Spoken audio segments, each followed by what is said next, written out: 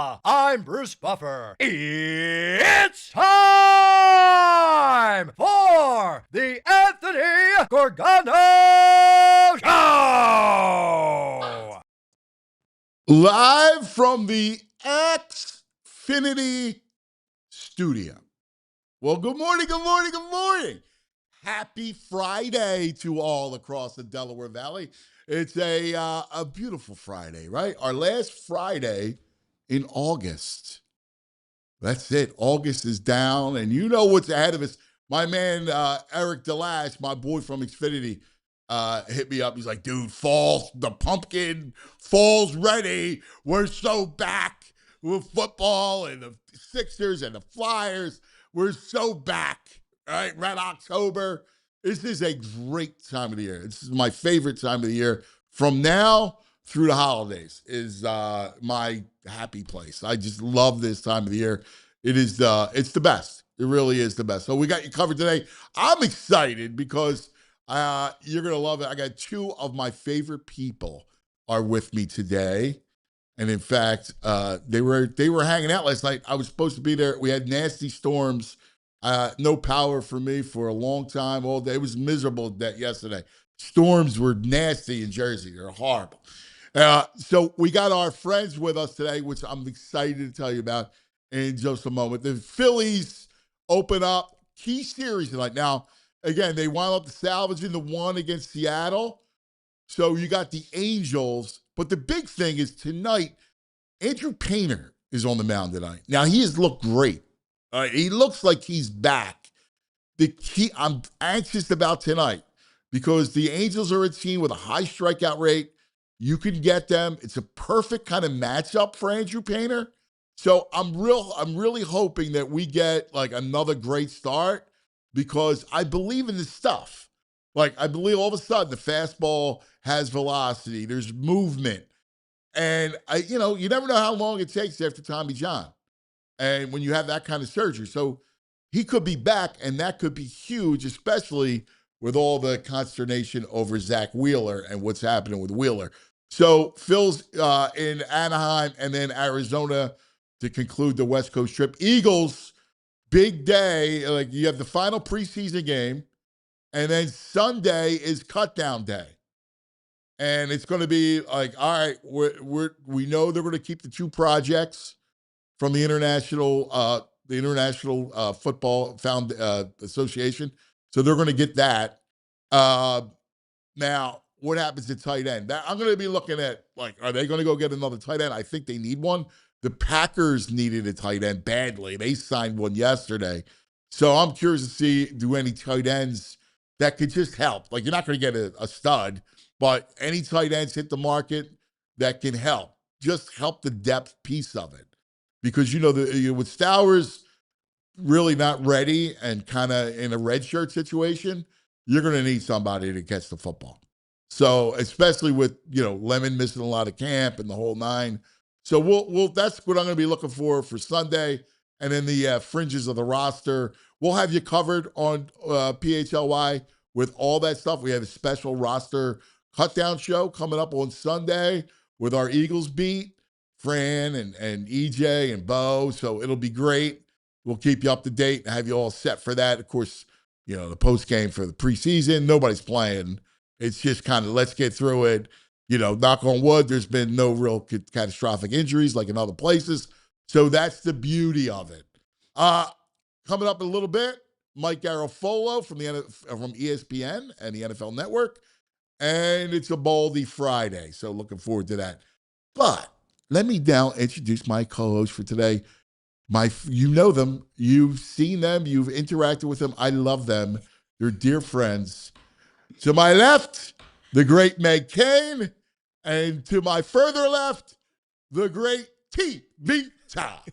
What's up, guys? Whole gang's here today. Good morning. Good morning. This is fun. Bryn is in for Jules. Yep. Bryn is already. I love when she giggles. Yeah. She's got the greatest giggle ever. Brenna knows this isn't going to be a totally serious show. Right. This is No. off the rails already. No. Right. No. Well, Yeah. the minute you guys first of all, the minute you guys got together, it was like kismet. Yeah. And you guys had the dinner, like I said. and you went to Mr. Tony's. You had a great night. I did. And it was great hearing just rolling like right over to keeping the night rolling, but we I saw no we reason work in the morning. Yeah, I saw no reason to stop. I think we got kicked out. I think we closed down the place. You closed the joint. Oh, they literally came in. They were like, "Does one of you have this Uber?" And I was like, "Oh, that's me. Bye. Bye. Sorry, guilty. Time to leave." And you were like, "See ya."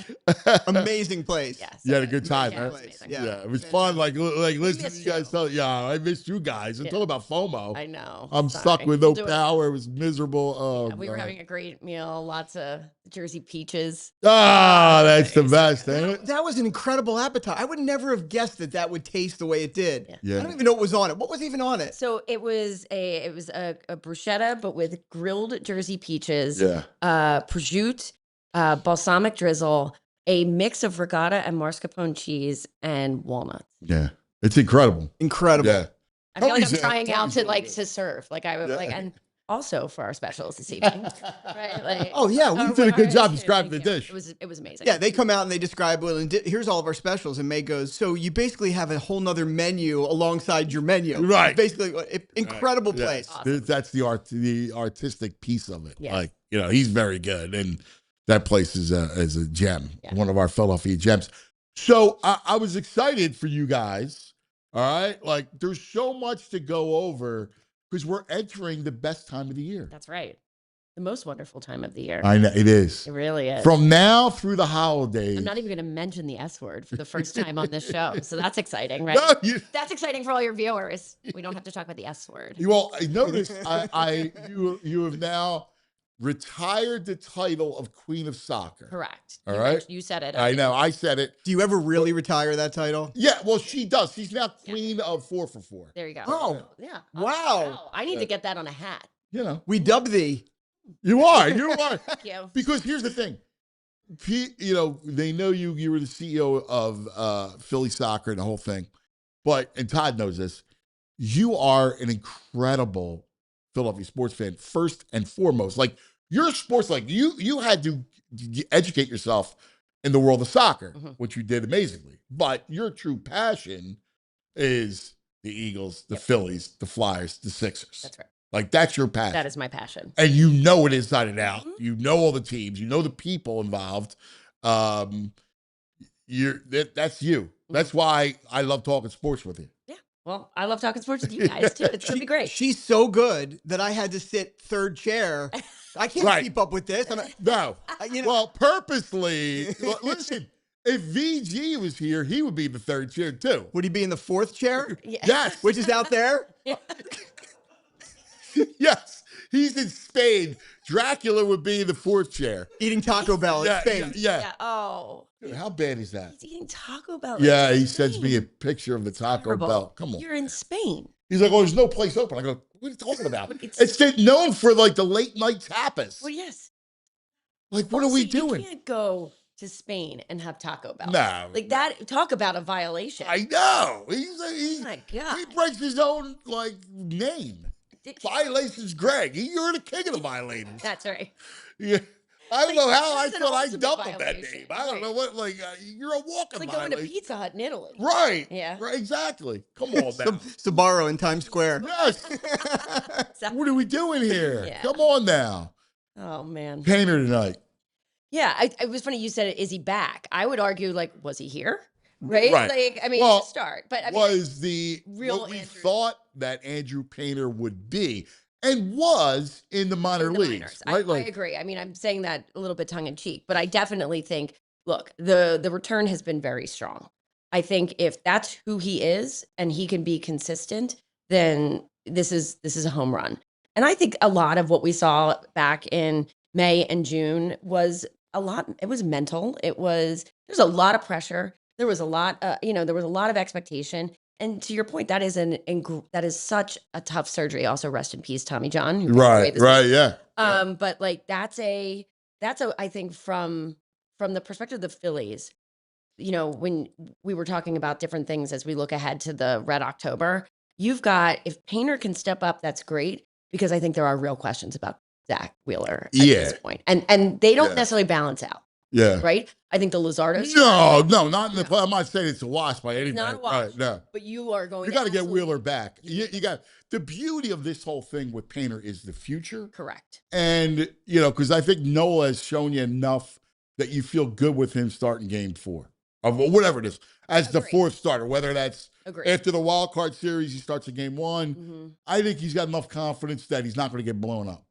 Yeah, it's been nice to see that like third inning, meltdown that Yeah. we've all gotten used to, kind of not happen Yeah. for the last month, 6 weeks. I think that if he can take that into the fall and be consistent, I think he is who he is, and Yeah. I think that he's comfortable with who he is. I think the Phillies are now, and I almost feel like that Yeah, evens it that's out good. a bit, and that evens it out. I think Luzardo's pitched really well. Oh, yeah. Yeah, he's been too. great. And I think that's really good going in. I think the big question Is Wheeler. is Wheeler. Yeah. I mean, I can't. I'm stunned. Like watching him the other night, like when the walks, like, and it makes sense afterwards when he said, I have no command of anything but my fastball. Mhm. So when you have no command but anything of your fastball, you're going to get hit. Yeah. And that's why he gave up the home runs. Normally, like he throws all his other stuff for strikes and low in his zone, but he's missed the zone. And that's worrisome. Like, I don't know how he says he's fine physically.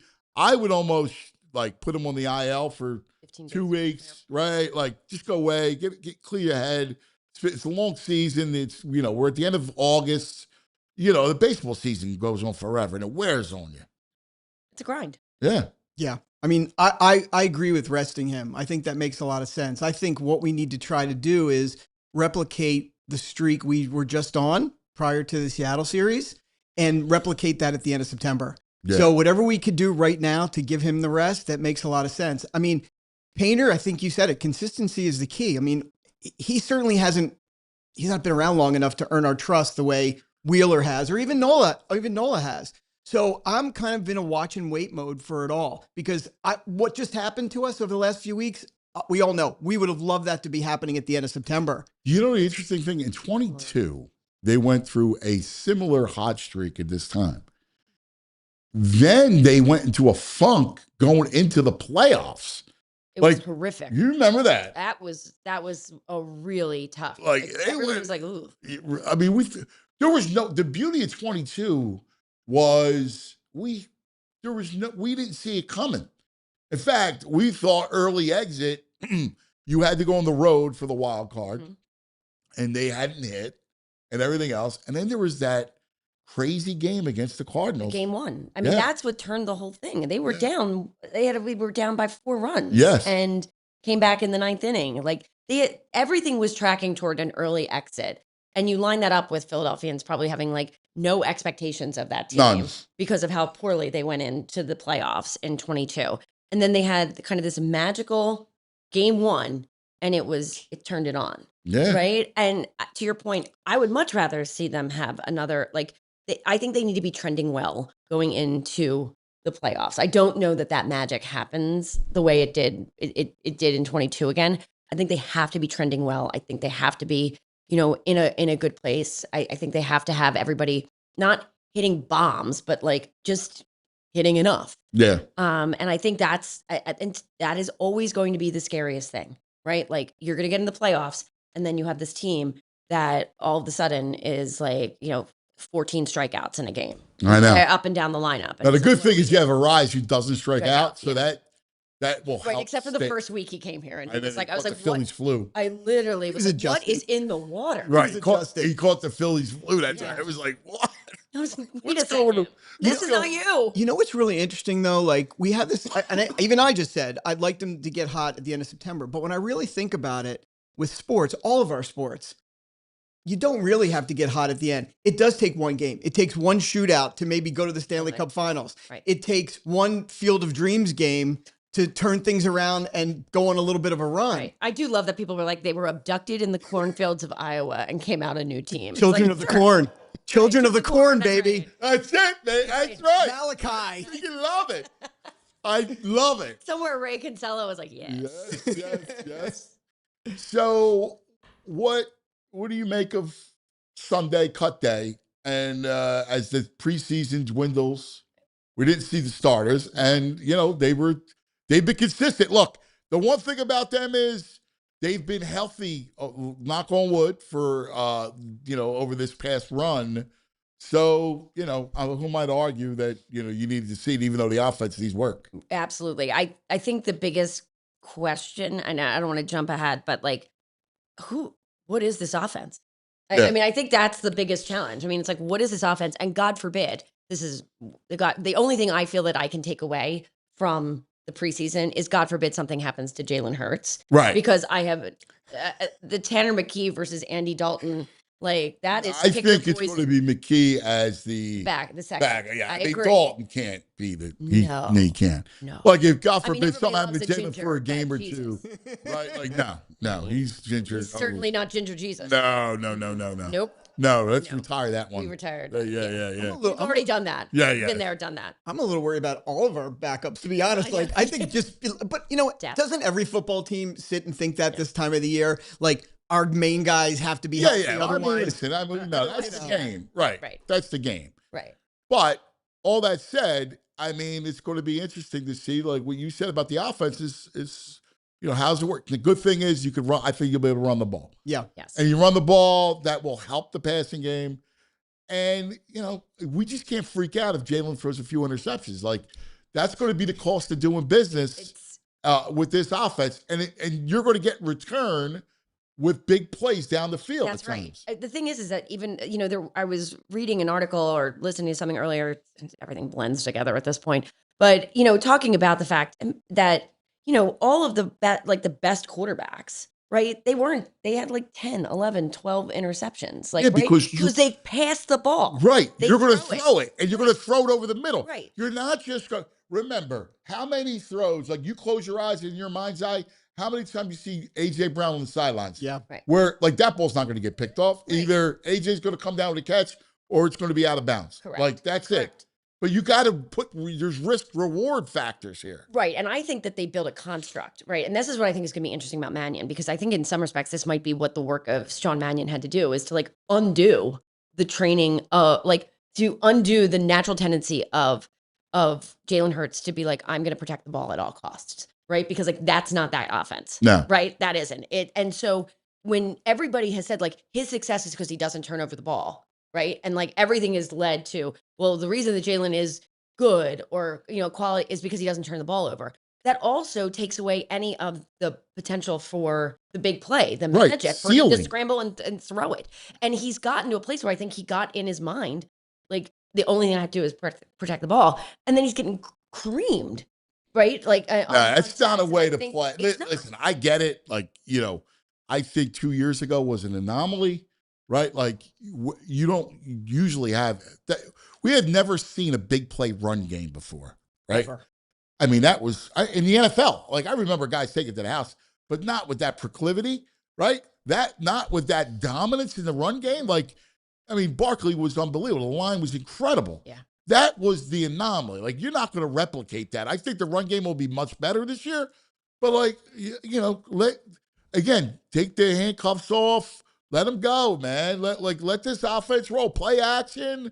Let me see Devontae Smith play Smith and Jigba. We became too predictable. I mean, we bragged about the fact that he didn't turn over the ball, but we were so predictable that we couldn't do anything at the end of the day. But also, the only consistent thing that at least I'm hearing out of training camp, consistent to your point, is the O-line creating the holes, Saquon looking fantastic. Yeah. And that's been consistent from everybody that's been at camp. Oh, no. Yeah. I think that's in the bag. I really do. But, I think we have to give Jalen a little grace here. To your point, he's learning an entire new. Oh, yeah, everything. Verbiage is different. For the sixth straight year. And has a great attitude about it from what everybody's reporting. That's exactly what I've heard. But I do think that's why they should take some reps tonight. Yeah, listen, I'm always on the side of play. Of course. Yeah. But they're not. They're not playing anymore. No. Oh my God, they might. If I go down and volunteer, I could probably suit up. And You're right. I saw it. You're starting. Am I starting? Yes. Awesome. Yeah, you're a corner. I'm a corner. Yeah. Oh yeah, that's right. Yeah, right. That's exactly what you got good hips. That's exactly what the Bengals want to see, right? Me at corner. Talk about Yeah, that Vic Fangio would be like, I don't know about this one. The other, speaking of Vic Fangio, the other thing that will help the offense is how good this defense is. So if there is a turnover, your defense can bail you out. And then the biggest thing that I thought was the key to 24, and we talk about the big play run game offense, but the defense gave them great field position, right? Every time. Like go back to some of those Super games. Yeah. You remember the Lions coming in here on a Sunday night? Yeah. And it was a very low-scoring game, right? That defense blew up Jared Goff For the entire night. the whole night. Yeah. That's when And you Jalen knew. Carr is healthy. Yeah. And that's scary. Yes. That's going to be scary.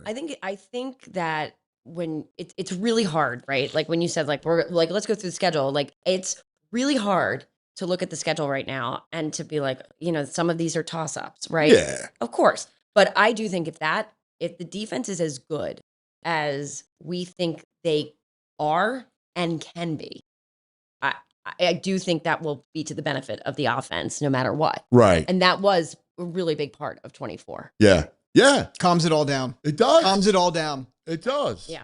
If you know that and I think there is a confidence. It's interesting because when I went back to get my note on the One of the million times we were together doing a show, Yeah. I said, well, I'll go through the schedule. And we never, because, Things half the time it goes by so fast Yeah. that I leave a lot of stuff on the table. So That- 8:45, Anthony's like, we're gonna go through the schedule. I was like, here's my paper from 6 weeks ago when I did it, schedule release. I was like, let me go. Like, you didn't need to do that. Like, I know, like but I was like- basically off the cuff. Yeah. And I it mean, I doesn't gotta- mean anything. I just love doing it. Totally get it. I do it 1,000 times leading up to the season. You got to be laughing. Waiting to see like my notes. Like I have like trap. Like I got stuff like that, right? Oh, Bryn. Right. Like anyway. She's A-list. Yeah, but the funniest part about this is on the back. It was right after Vic Fangio committed that he was staying. That happened at the same time. And my note on the next page was Fangio 2 years. Exclamation, exclamation. Vic, I was like, Vic is staying. I'm Vic like, is here, "This baby. is right." She does this, and in my mind, when you say, like, let's go through wins, I'm like, all I know is the wins and losses. I haven't thought about what teams they're going to beat and what teams they're going to lose. I just have a feeling of where they're going to land. How great is that? That's the way to do it. It is like, hey, like, let's just go have fun with it. And that's the beauty of what the time period that we're about to enter. I was Right? gonna Like, say, you were a TV guy. I was going to say, right now, it's all expectation, right? It's controlling your expectation. It's setting it But appropriately. it's hope, right? Like, And it's hope is fun, beautiful. and it's hope. Every team could win a championship Yeah. right now. Yeah. Right. Well, that's the beauty. Like, when you're going into it, They it's- could. Right. Right. But, like, it's just the point Except of Cleveland. the way but we that's- look at it. Yeah. What we have in front of us is fun, Yeah. right? Like what we got in front of us, like we live for this stuff. So you look and the Sixers, like we're counting down, like that's going to be, Which is the Unbel- wildest U-turn of the summer. I think the wildest U-turn in the history of Philadelphia sports. In the history of sports, maybe. I To mean, be completely dead in the water, like looking at a 10-year rebuild, and you wake up the next morning and they're talking about championship. Right. I mean, I remember being here at the beginning of the summer, like right after they had been blown out by the Knicks and the Knicks had just won the championship. And it was like, what a dark time. it was. And I was like, oh, You were so depressed. I was completely depressed. And I'm a huge Maxey guy. Yeah. And it was like, oh my God, are they going to waste Maxey? We got to trade Maxey to free him of another process, right? Free Maxey. And like it was like that, Yeah.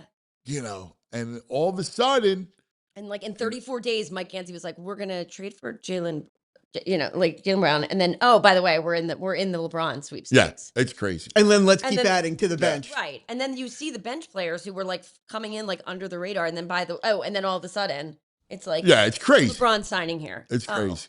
Well, this is a very normal Philadelphia summer. Right, it's insane.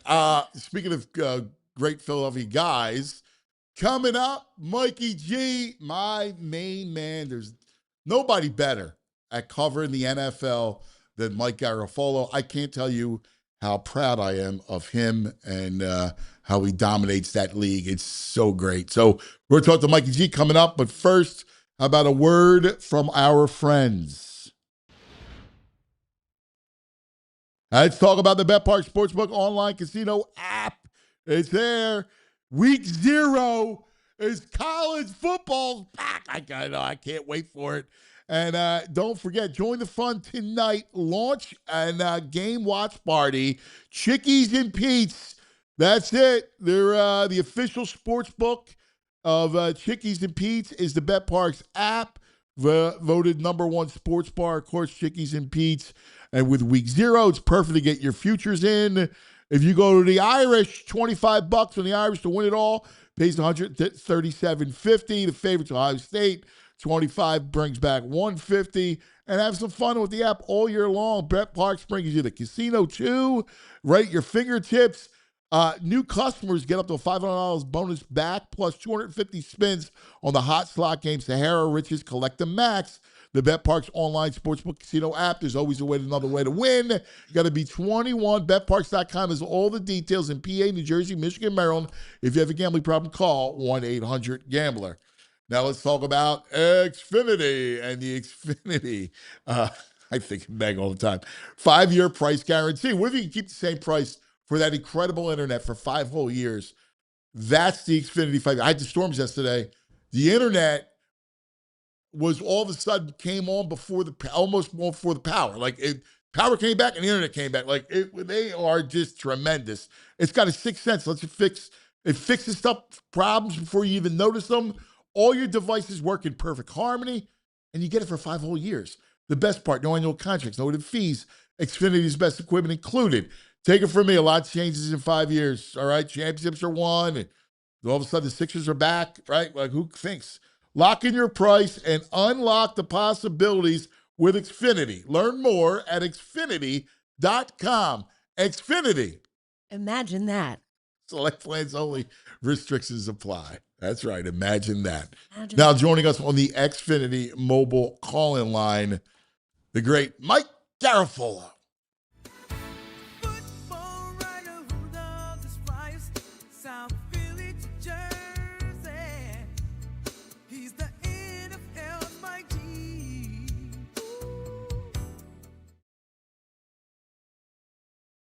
Breaking news. Oh, I love that site. This is cut down day, weekend, the Sunday's happening, and Michael is working the phones. Breaking news from. If you want to just come back to him, yeah, we could do. Yeah, there's nothing better than the insider. Either that or like the air conditioning's out and he's like, "You guys are getting over here to fix this right now before we hit a heat wave." My guess is maybe he's got some tight end news for us. Maybe. I mean, that'd be awesome if he with all this this right stuff, here. When you're this close to the season, I mean, it's just one nugget after another nugget. That's all that stuff. How does he think he keeps his phone charged all day? Yeah, I mean, like, yeah. I mean, I was the external. Like, I think he has 2 phones. I was going to say, you're assuming he has one phone. That's I figure I feel like he's got like multiple phones. He's got the one that like there's like the bat phone. Yeah. And then he's got the one that like, his wife and children. And he's got a burner. That's right. And he's got a burner. You always need a burner if you're an NFL insider. You never know what kind of. You break it, you snap it, and throw it in the trash can. Just in case you like Brady. Exactly. It's a great picture though of this. That actually needs to come back in. Like now you have to add that into his intro. Yes. It's like, Yeah. That's got to replace like the tux piece. No. You're right. Yeah. That's a great edit. Yeah. Yes. That's the edit that needs to be made. That now is part of him. It looks like, okay. He's ready. Yeah. Hello, brother. My bad. Nothing breaking. I just been waiting for that call and I didn't want to miss it. That's all. No, listen, this is your gig, man. Like, I get it. Happy I mean, football. you'd find it funny. Here, I'll send it to you. You got any good? You got any good? No, anything? the timing of it was just funny. Anyway, go ahead. It's great. Are you kidding me? It's great. Yeah. All right, let's begin. First of all, this is it. This is the last weekend, and it starts. I'm sure you're preseasoned out by now. No, it's not long enough to be preseasoned out. I mean, it's funny because Yeah, there you go. It's funny because Kubiak said last night that Mendoza needs 3 more preseason games, and as I said, they used to play 6. Yes. 6 was the number. Yeah. Way back. Yeah. Now When Baldy now was it's playing, 3. it was 6. Now it's 3, soon to be 2. But the fact that he said that, I mean, it's just, it's I was glued to it last night. I wanted to see Kirk with the ones. I wanted to see Mendoza. I mean, there are some teams like Buffalo trotted out nobody. And yeah, we get to those games and you're literally watching guys. It is interesting. You're right. Like the Raiders have been a fun watch. I've seen them at least twice, maybe 3 times. I don't know. Because the starter's fun. Yeah. The backup's fun. Right. Even the third string O'Connell's fun. Yes. And then there's some teams where you're just like, there's nothing here, right? So I'm not preseasoned out. I'll still be locked in tonight. And the Eagles are really one of those teams that you're not playing anybody. So like, I know. It is what it is. Like, they're not going to be a fun watch because they're going to be benign. Let's talk about what you're hearing. We'll start with the Eagles and then we'll work our way around the league. What are you hearing? First of all, what are you hearing about the offense and the integration of the offense? I mean, obviously you're hearing a lot of good stuff, right? I mean, it's I said this the other day when so Nikki Jabvala covers the Commanders for the Athletic, and she put out a post about how like this is the worst offense she's ever seen. And there was like equal parts blowback and people saying like, oh, thank you for, like it's so easy to be like, everything looks great this time of year and everybody's great, everybody's healthy. And, so I always take it with a grain of salt, but you're hearing a lot of good things out of there about, Jalen and the ability to absorb, and how he's going to fit with what they're doing. And, I still go back to, it's not like he was a part of the process, right? Like Josh Allen was in the coaching search for the head coach, and Joe Brady wound up being the guy. And it was like, okay, this is like the opposite of that. Yeah. This was, we're going out and we're going to bring in this style of offense that we think you need to play to be successful. And he's going to have to fit into it. And like Mannion didn't talk to him until after he was hired, from my understanding. So you take all of it with a grain of salt because you go, it's not like this was his handpicked guy. It's not like they started the process even before the hiring. It's not like they said this is the style of offense they got to play for him. It's after the fact. So I can't wait to see it. I mean, it's going to be, you said they're not fun in the preseason. They're the opposite. They're going to be one of the most fun once the regular season starts. Totally. They're going to be fascinating once the regular season starts. I've heard like the one thing about like Saquon looks great. The O-line looks good. I mean, obviously Lemon, the issues that face the offense is going to be your pass catchers, right? Like how long will it take for Lemon to kind of get really locked in and integrated? And then at tight end, you're thin. Like behind Goddard, when it comes to pass catchers, you're thin. Yeah. You got the young guy. I mean, you're going to have to lean on him a little bit at some point. He may be more of a, I think he's a redshirt brother. I was going to say he may be more of a late in the season type deal. Yes. Where you've seen that before, where it's almost like not a bonus, but like the guy that you're not leaning on week one, and then you're playing some meaningful games down the stretch, and he's making a catch here and there. You know who that guy was? Steve Smith, not Steve Smith Sr., the other Steve Smith that played for the Giants his rookie year as they were going into the postseason, and like he made catches in the Super Bowl all the way up. Right. And then the next year he's catching 100 balls. I think it was the next year. So, you hope for something like that from him down the stretch, but I don't think I'm with you. I don't think he's coming out of the gate hot. And kind of, you're in a similar, not as dramatic, but like Lemon is like, you're going to need Lemon, and they're trying to do everything they can to get him up to speed. But like that's going to take a minute. It takes a minute for rookie wideouts anyway.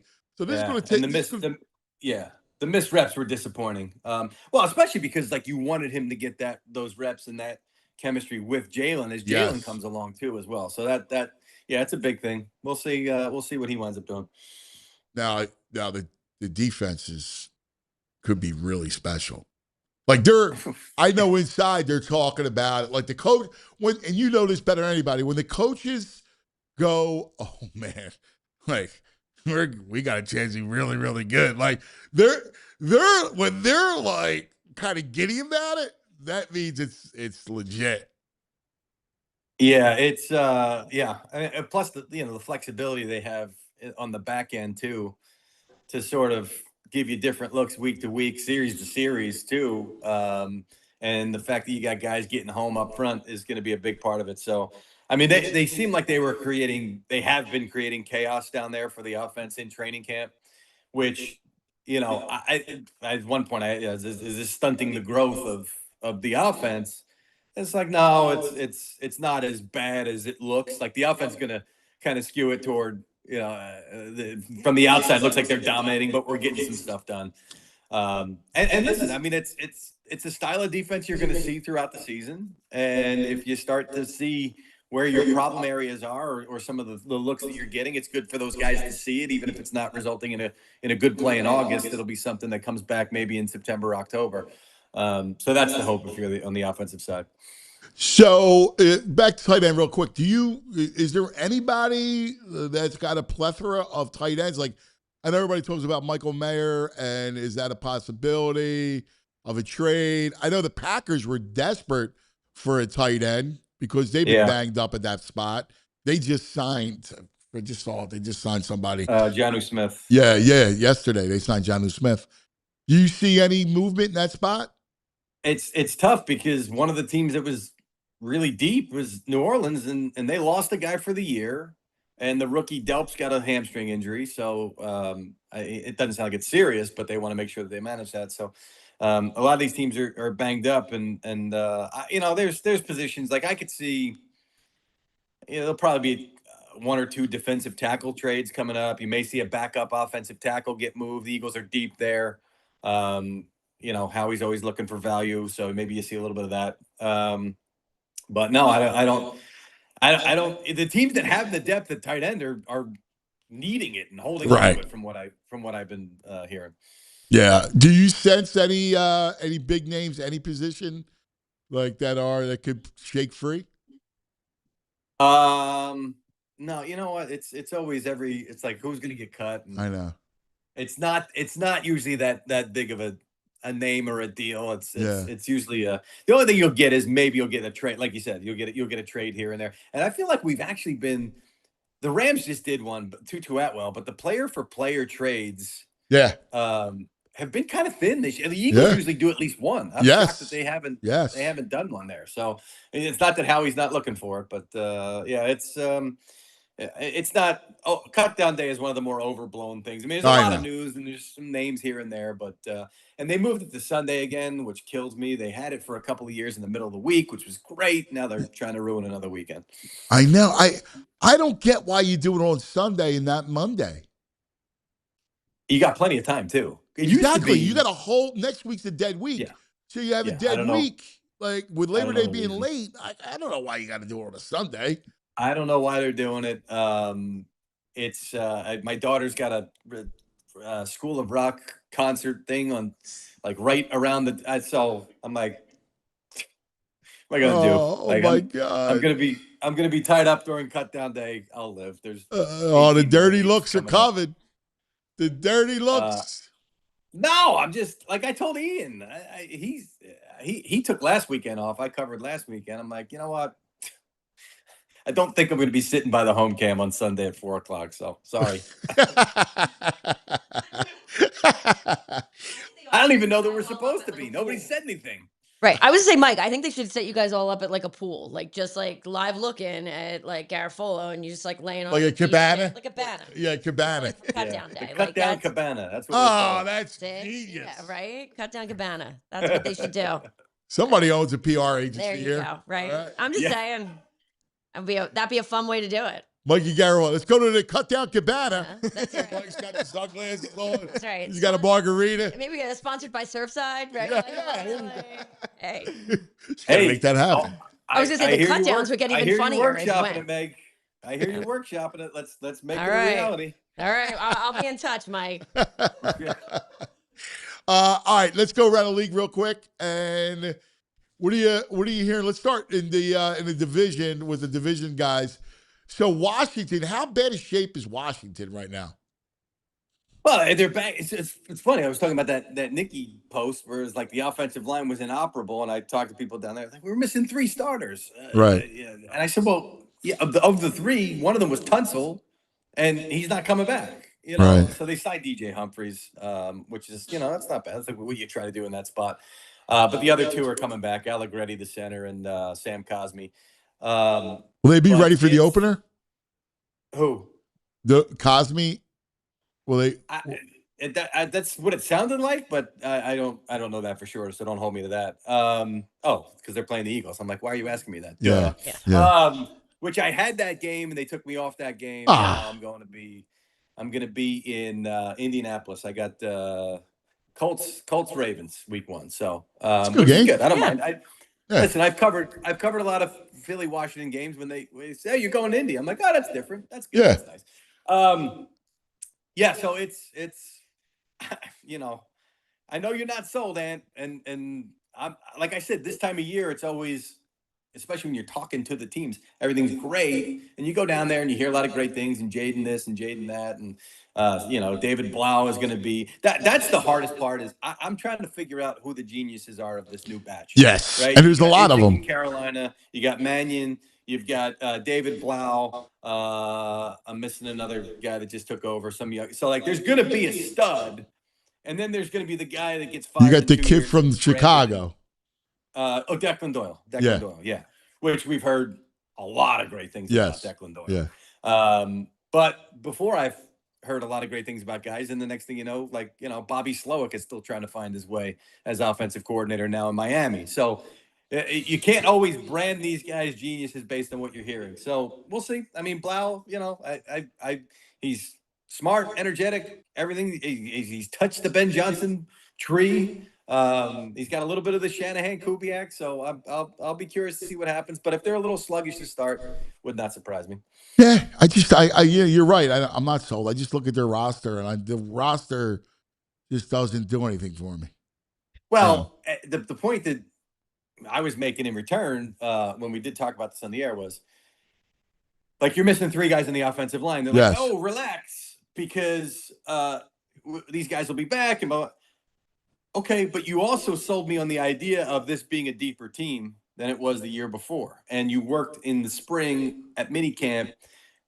Quinn gave the 2s and the 3s all the reps because it's like, we need to build depth and we need to see if if you got 3 guys down in your offensive line and everything's crumbling, that doesn't jive. You should be able to survive that if you're telling me it's a deeper team. So already, and that's what I always say, when you get to training camp, you can look at the starters and convince yourself that any team, but 28 out of 32 can be competitive. But that 22 you're seeing on the field is not going to be the 22 you're seeing even by week 3. Some of these holes are going to pop up. So who are the deeper teams that can survive this stuff and have the depth? And I'm just not seeing it there. Where you at with the Giants? Right where I've been, right? Like this 8-9, 9-8, potentially middling team. I mean, I don't see double-digit wins. I don't see double-digit losses either. I think Harbaugh's trying to establish some things. The Harbaugh-Nagy marriage is what I want to see, what I'm curious about. And Nagy's, for as much as we're talking about this system, they're running in Philadelphia and Washington and all these places. This is not going to be it. This is going to be more traditional football. It's going to be more of what Harbaugh wants to see. And there's a lot of chefs in the kitchen there, whether it's Callahan, Nagy, Greg Roman. That could be a great thing. That could be a bad thing. And then Harbaugh sticking his head in there too as well. That as we keep going on that's the one I keep coming back to and saying, okay, is this coaching staff going to gel? Or is this coaching staff going to sort of run into each other a little bit? That's my biggest question as we get into the season. And Dallas. So Dallas squarely, all the hype. I mean, it's amazing, Mikey. The hype around the Cowboys. Woof. Well, is it though? Like, it's because you and I have been talking about it, and the people that know ball have been saying, watch the Cowboys. Has it really? It felt like it always feels like Like we're talking about it going like, yeah, man, I hate to say it. I like the way they look. I think I like what they're doing, the whole thing. And now all of a sudden it's going from that to they're the Super Bowl team. Not even the Rams. It though? Is it? I don't know. It feels kind of quiet. Maybe it's just proximity of what we hear. You're in it, right? Like, so I hear more of the noise, particularly, from the outside. You're the inside. You're like, when I do my Fox show on the weekends, and I've been doing a lot fill-in over this last couple of weeks, it's cowboy. Like, they're all talking about it. Callers? Everything, hosts, I callers. don't know. I just feels like they've come up so rarely in our show.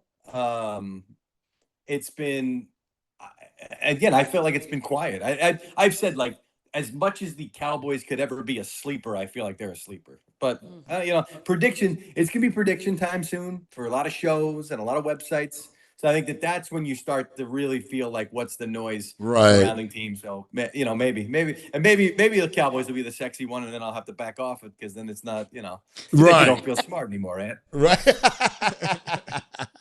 All right. Take the Cowboys away. Yeah. And go into the NFC and give me the team that nobody's really talking about. You go, they're going to be good. That nobody's talking about? Well, within reason. Everybody's talked about Detroit. Everybody's talked about Chicago. I was hot on the Saints. But they have had so many injuries. Yeah, they got buried. That was my team. My team. Yeah. That was my. Yeah, they got buried. It's a shame. Sleeper. Kellen's a good coach, and they just got buried. That's a shame because I thought the same thing. I thought they were going to win that division. They still might. It's not a high bar, right? Yeah.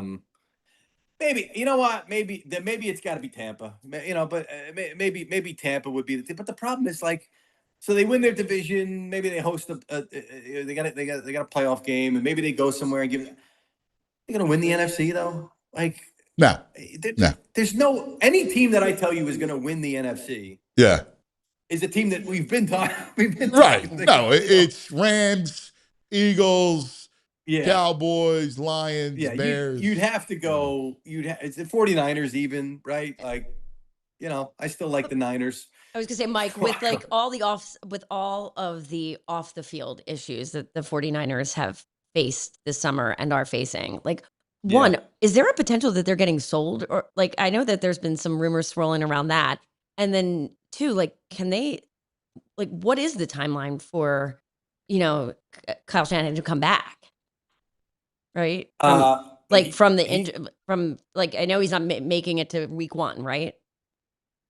Kyle Shanahan? Yeah. He was rocking the stash on the sideline last night. So he's seems to be okay in that department. Seems to have recovered fully. Now the trip to Australia is an interesting wrinkle, and you wonder if that's going to be. Yeah. He was asked about it, and they'll continue to keep an eye on him and monitor him.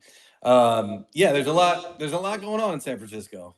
Between that, the substation talk, the Jed York situation, which is just crazy and sad. I was just watching that video. I know. It's more sad than right? Very sad. Yeah. The whole thing is sad. Yeah. It's like a terrible, like it's just awful. Yeah.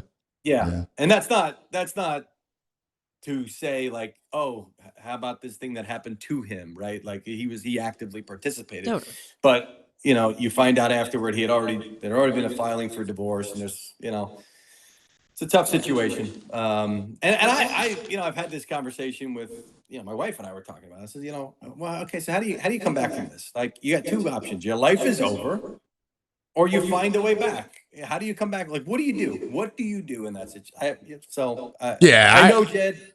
Yeah. Again. No, I agree. Like, he's a good guy too. I feel for him. Like it's a messed up situation. I know Jed.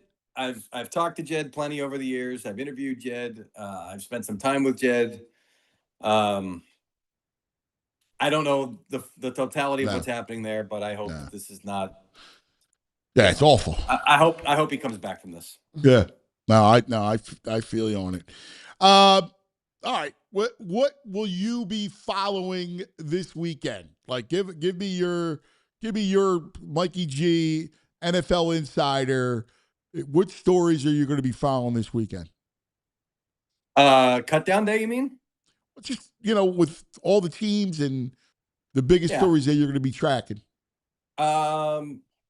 We've got some trade potential things that we'll be watching. There's going to be a lot of quarterback movement, but it's quarterback 2-3, right? Yeah, I mean, I saw the Steelers are keeping 4, which is nuts. Nuts. What are you doing? Yeah. I mean, now it may be 4 with a guy in the practice squad. Yeah. I think that's but who are you sneaking? I mean, you're not sneaking Aller through. You got to keep Aller. So then it's Will Howard that you got to try to find a way through, or Rudolph, right? I mean, who's rushing to sign Rudolph? I don't know. So we'll see how they handle that. Miami's a team that could be active looking for a backup, but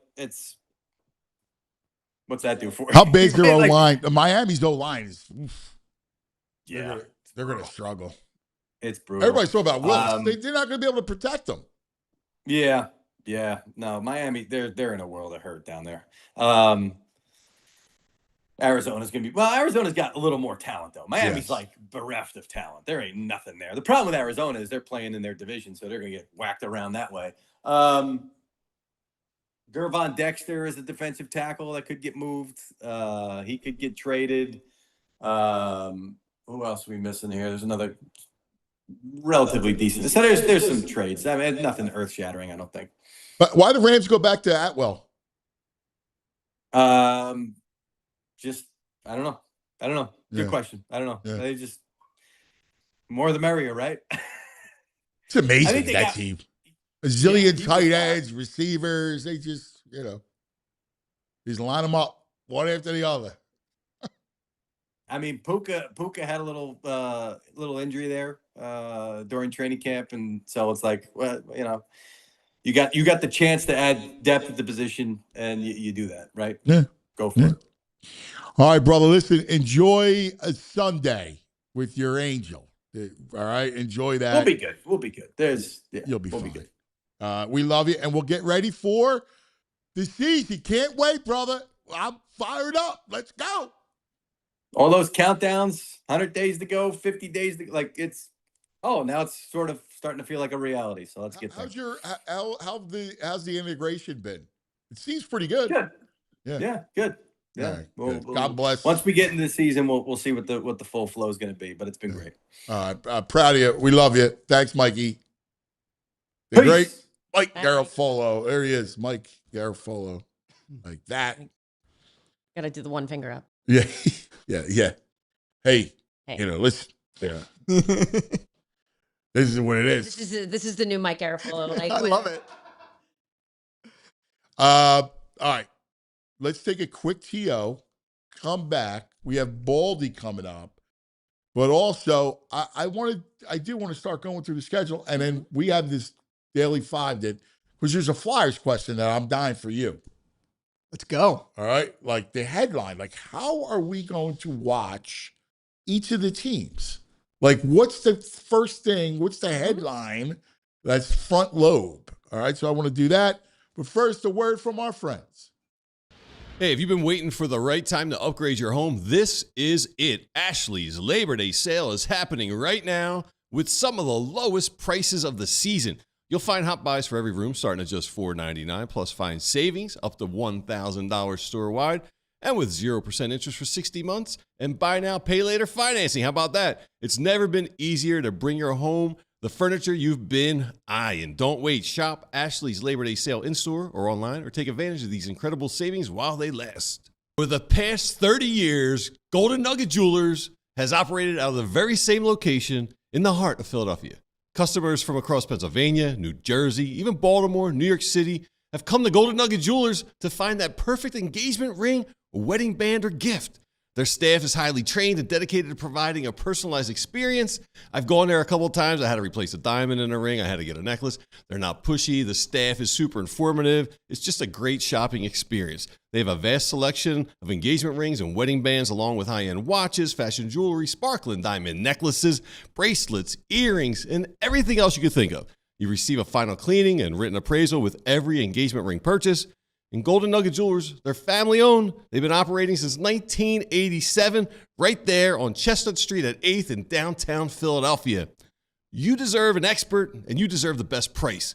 Golden Nugget Jeweler, where Philly gets engaged. Visit goldennuggetjewelry.com. Hey, if you've been waiting for the right time to upgrade your home, this is it. Ashley's Labor Day sale is happening right now with some of the lowest prices of the season.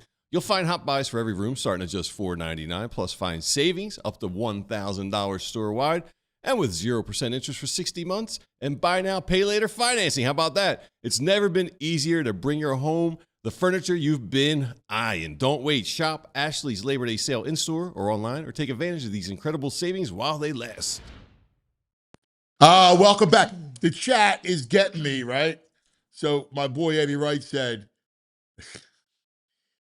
the chat says you're going to be rocking this, and it's that ugly, stinky, blue starter jacket with the star on. Jeez. Because I said that they're going to be good, right? So that translates into you're gonna be a Cowboy fan. Okay. Come on. All right, Come on. Everybody take a breath. First of Right, all, but listen, I'm fine. Like, listen, I'm like they bust my stones about Herbert. All that's good. Just talking about them for a second, I looked at the jacket. Eddie Wright said it's great. It's a stinky jacket from 1994 that smells of Newports. Eddie Wright's got a gift. Yeah, that's exactly what that smells like. That's exactly. Yeah, 100%. Like I hate just looking at it. Like it's just turns your stomach. yes. Yeah. Like I hate them really more than anybody, more than the Celtics, more than the Knicks, Wow. more than the Giants? Mets. Oh, way more than Giants. Oh, I hate the Cowboys way more. You hate the Giants more? No, I think there's a generational piece in Philadelphia where people hate the Giants more than the Cowboys and vice versa. And I just think like there are people that are just so like they hate the Giants so much and they can't like get on board with like the Dallas hate as much. But then there's other people where it's like it's Dallas or bust. Like I grew up, it's Dallas. Yeah, for me. same here. That's how I grew up. Like Same. I'm the exact same way. But he's just funny. Like listen to that. And I still hate the Devils. Like I hate the Penguins. I still hate the Devils. Yeah. Right. Like it goes back to Trap. Right. It goes back to like it's just I hate them. I hate the Penguin. I hate the logo. I hate the Devils logo. I hate the Penguins logo. I just hate the logo. The Cowboys, though. Is that like the version of like hate the face? Yes. Like, okay. Yeah. Like I see the got it. color scheme, the logo. It's gross. And then you see it when it's especially gross when you see it all over the country. Yeah. Like when you step into some other state and there's like, not Texas and there's that's worse. That makes me more nauseous. Well, right, because they have forever sucked up all the oxygen of the league. America's But again, that's ancient history now. Right. Like we're 26 years into this century. Yes. And they have been a mock this century. They've been a joke. Every piece of this, every year, it's been the same year. It's been the same thing. And I was thinking about that during your conversation with Mikey G. I feel like it's Groundhog Day. Every year, I feel like this is Dallas's year. Yeah. This is Dallas's year. This is the year they're going to do it. Here's the problem. It's going to be true sometime. Yeah. Yes. It's going to be true sometime. That's the issue. Is this the year? I don't know. Yeah. Like, listen, I think they're going to be decent. All right. You can use the word good. Yeah. No, I do. I think, I know. I think they're going to be good. I was like, it's okay. You're in a safe space. Good-ish. How about good-ish? Safe space. I think they're going to be good. And I do fear them, right? Like I do. I have like I think it's a split this season. healthy fear. I don't fear the Giants. I don't fear Washington. But I kind of fear them. I do. I think that they're going to be good. They are the same. They are still like the same fans. It's the same thing every year. Right. To your point about like I was filling in doing the what's called with Brady Quinn, the two on Fox, and the Cowboys came up, and it was like, oh my God. Like, yeah, I think they're going to be good, but like, they're not, like, going into the year, you look at the Rams, you look at the Bears, you look at the Lions, if you put the Eagles aside, those are the teams that you go, I fear. Yeah. Like, they're the favorites.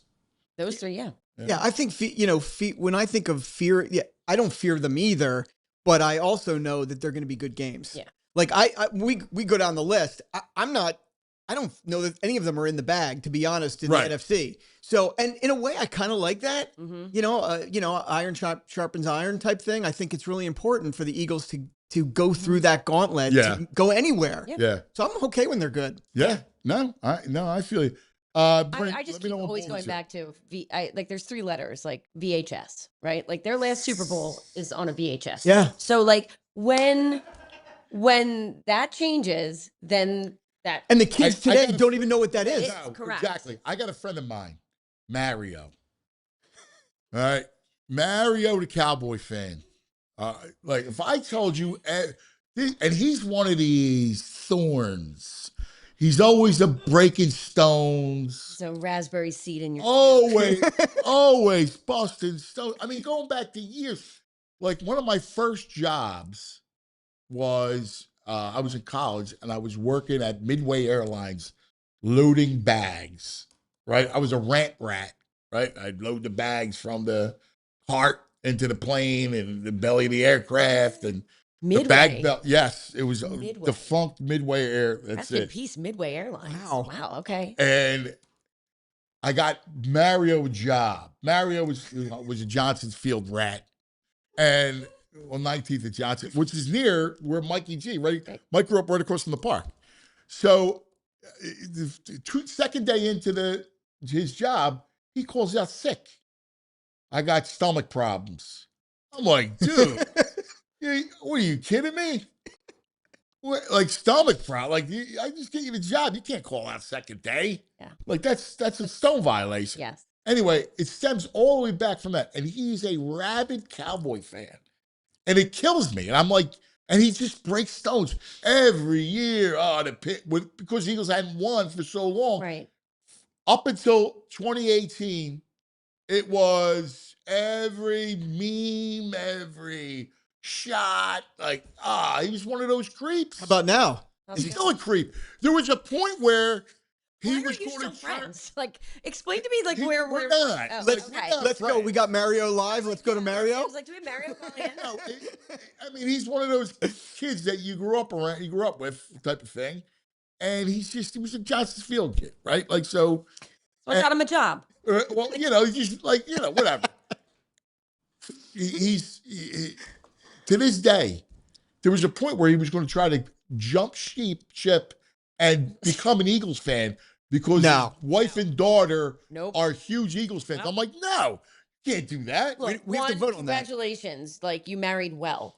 2, right? Your wife was smart enough to raise your daughter appropriately. Right. 3, absolutely not. No. You can't just do that. We have to vote on that. And Exactly. we all voted no. No. Thumbs Right. down. Like we used to do a thing where I used to do a thing when I was on the radio. I was going to give a team. You were able to pledge to become an Eagles fan. All right, and we had to put you through all kinds of tests. Like I had a whole thing. What did I call it? The tunnel of hell. Like it was like you had to go through this tunnel of. Was it like Shawshank Redemption? No, like you know get what out of the prison? You know what it's exactly like? It was like It's exactly like the movie Diner. It's Steve Gutenberg putting his wife through the Baltimore Colts test. Yes. That's exactly. And this was like physical torture. Oh, physical. Okay. Yeah, well, but like the lawyers were, no, you can't. They weren't in that. Yeah. It was like, I'm like, Some days I go, thank God for the lawyers. I Other days I go, not so much. But this Did seems you like send one where Baldy a it's link? like, yeah, you know what? Let me just tell you. Something I don't hear often, Meg. Thank God for the lawyers. Right. I don't hear that very I often. know. This is my way. This is my olive branch to you, TV Thank Todd. you. I appreciate That's that. right. Sometimes you need the lawyers to go like, no, we're not allowed to have them run through fire. Yeah, it That seems wasn't unfair. fire. It was like poop. right? Like it was. I'm not sure which one is worse. You know, It's like- and it was eggs, and like I came up with this whole horrible thing, right? This is Like, awful. It's physical torture. Right. Like I look like there's a reason that hazing is a problem. I know. Right? And then I realized, I'm like, wait, this is not going to work. The lawyers are like, no. Yeah. I just, I can't even imagine that concept brief like landing on like a desk at like the radio station lawyers. Like, I'm like, listen, got a great idea. listen, We want to stay do with our, like, we used to do this fan fest. Everybody would come, right? And we would, and I was like, we should have a station where you could become a pledge and be adopted as a Eagle fan in waiting. like if one of them, like if Like one, you had one to of go our through fans a period, dies, like you get you to- had the loyalty test. Okay. You had the loyalty We need to do test. this. We need to bring this back. I think so. Just in a much like Yeah. 2026. way. Yeah. Right, like, you know, some kind of way, Yeah. like you can figure out a way where it'll get past the lawyers. Yes. Right? Yeah. Like Baldy ultimately, like the Do. W, right? Right. Like there's a knighting ceremony. Yes. You got to spend a weekend with Baldy. That's Yeah. part of it. You got to survive Yeah. a weekend with. That's them. right. Yeah. Yeah. Nobody, In Brazil. nobody, nobody's doing that. Speaking of which, Underwater. The lawyers are not getting it. Underwater. The lawyers are not letting that happen either. here he is, the great Baldy.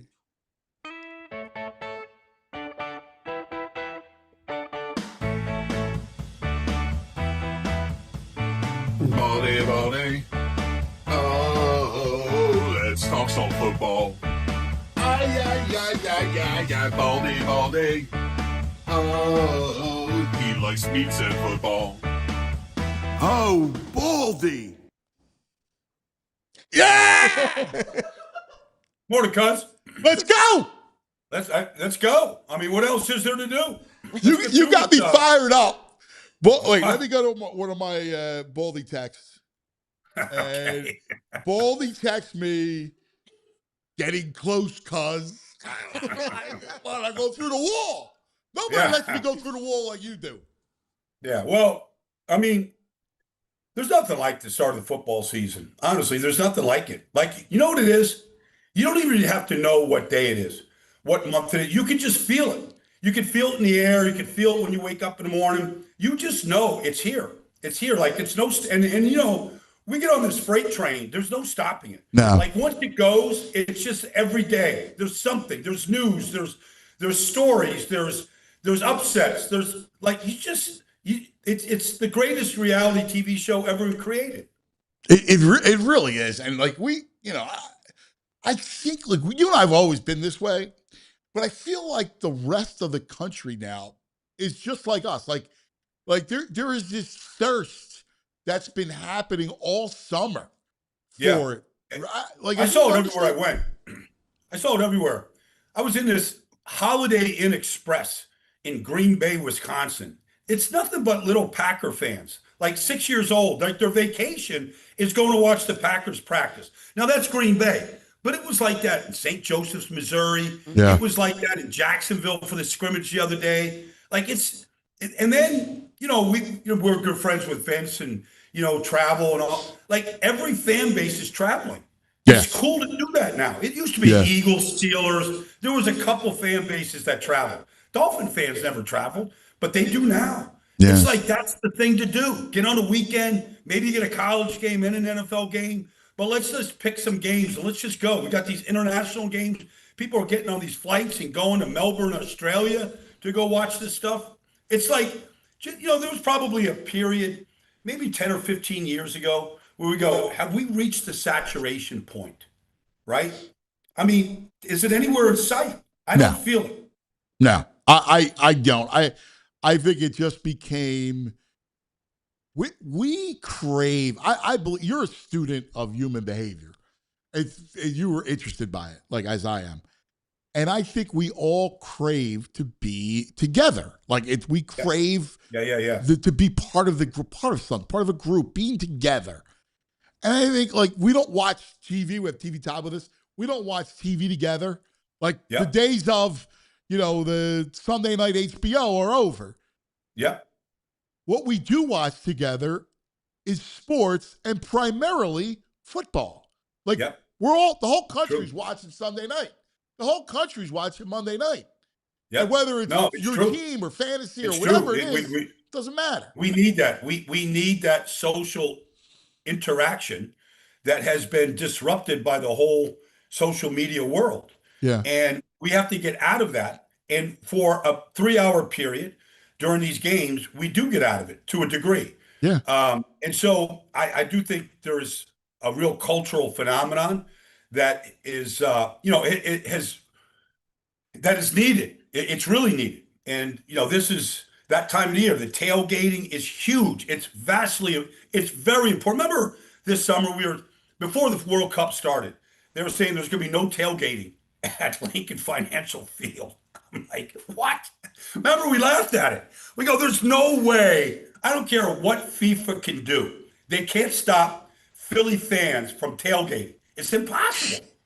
Like, it's what we do. You got to show Meg's face. You got to show CEO of Philly Soccer right here. Agreed. Okay. Baldy. Now, you remember, like, even when Lincoln Financial Field opened, they're saying you can't bring your hoagies into the stadium. Right? Like, we laughed. We're like, what? We eat hoagies and watch football. What are we going to do? I'll never forget the back page of the Daily News had Joe Banner with 2 hoagies coming out of his ears. That's a classic. Classic. It was best, but it's true, that whole thing. And this is what, like, I'm excited. It's week 0, right? And I love college football. I love it. I love where it's at. I think and this is going to be wide open. It's going to be a great season. And like, it just flows, man. Saturday, Sunday, Monday, Thursday. It's a great, there's these little milestones within the week that you look forward to that help, like, hey, I wake up in the morning and go, man, I got a good game that I know what I'm going to do. I'm going to enjoy that game. Yep. No, and you got 2 boys that play, so that's like even more, like, you can sit down and watch it together and you can kind of coach them up and point things out to them. And they probably do the same thing to you, Yeah. So that interaction. And then, like, I had friends of mine that were over for these flag football championships in Dusseldorf 2 weeks ago, right? And like that flag football thing, it's flag, but it is huge. Yeah, it's big. Women, girls playing it. It's Olympic sport. Yeah. It's international. Like, the whole thing is it's just beginning to spread. It really is. Yeah, it's pretty wild, man. Yeah, to your point, like Mossberg the other day, like we're talking, and I love the fact he's like, Daddy, like they got him playing. He's like, I'm at X, but they want to get me a B because they want to get me the ball more because they're not throwing at that age. It's hard, right? So like they're trying to get him the ball in a lot of different ways. Yeah. So he's like, I'm gonna be playing more B, and like the fact that he's like that we can actually talk X's and O's. Like, dude, I'm like, oh. But the thing, football, like a lot of sports, but especially football, because it is complicated and a lot of moving parts, but it does have its own language. And so, I hear these people, some of these wannabe experts, or maybe they are experts, but they're they're telling you about the coverage, and like, it's just too hard, honestly, in 12 seconds to explain. Well, in cover 2, Tampa middle linebacker he opens up the number 3, and I'm like, just simplify the game for people to understand it. Like, that's kind of what I do. And you're a great translator. You're like the translator of the game. Because the verbiage, you listen to John Gruden, some of these guys call these plays, you're like, what's the point of doing simplify even the calls for these quarterbacks? I think it's too much. It's funny. It's almost like every year new terms are invented, right? It's like a medical glossary. It's or a legal jargon. It's way to speak like you don't do what we do. We have like how many terms can you have for a fade? Right? Like you can go like every route's got 20 different terms that mean the same thing. Yeah. Yeah. Just, run the slant, right. Run the go, run the I got it in. We're running it in. Yeah. Yeah. We're running an in cut, whatever. I mean, I mean, we're the bang 8, like, Yeah. Yeah. like get open. All right, get a Go get 7. open. I need a 7 from you, Chris. No, that's just All right, let's get to business. Let's talk birds for a minute first. So, you got one fear going into this thing. Again, Sunday's cut down day, and I'm curious if they're going to add a tight end. It looks like Stowers is going to get redshirted type. Like, there's just so much you can expect from him. Are you concerned at all? Because you look at Goddard, and look, I think Goddard is fine. Like, he's going to be good. His blocking was a little off last year. He's got to get better there. But in this new offense, like, you're going to need pass catchers. And I am concerned about the thinness that's at that position. And even at the wide receivers with Lemon behind the curve. Well, I mean, this is like, it's a pandemic of injuries across the league. And it's irritating. Like, this is the time to work on things and to work on timing and to learn. You can go in the classroom, and you can draw up all these plays and what your assignment is, and this is the checked out. But like, until you get on the field and you see it and you feel it, like, it's such a feel game. That's why, like, the relationship between Mahomes and Kelsey was so special, because you couldn't actually define it. Right. How they found each other, what they were looking for, how they uncovered. It was even when they tried to explain it, it sounded almost like too simple, but it wasn't. But like, for Mekhi Lemon to miss all the time that he's missed, like, what can you really expect from him? Honestly, like, this game is the passing game is the precision of a diamond cutter. Like, you can't be off, because the eyes and what you see. And the other thing is, I wish everybody could do two things. I wish they could just experience the game on a sideline and just hear and feel the game and how violent it is. And then I wish everybody could watch the game on the field behind the quarterback and see how little they actually see on some of these crossing routes, some of these comeback, how obstructed the views are, and what you're counting on. And it might be on that comeback, I'm going to throw it to this shoulder. But you can't receive that shoulder. You're just trusting that he's going to be where he's supposed to.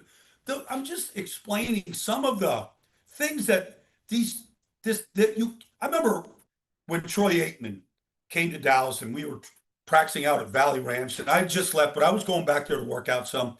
And him and Michael Irvin in the month of April must have thrown 2,000 passes.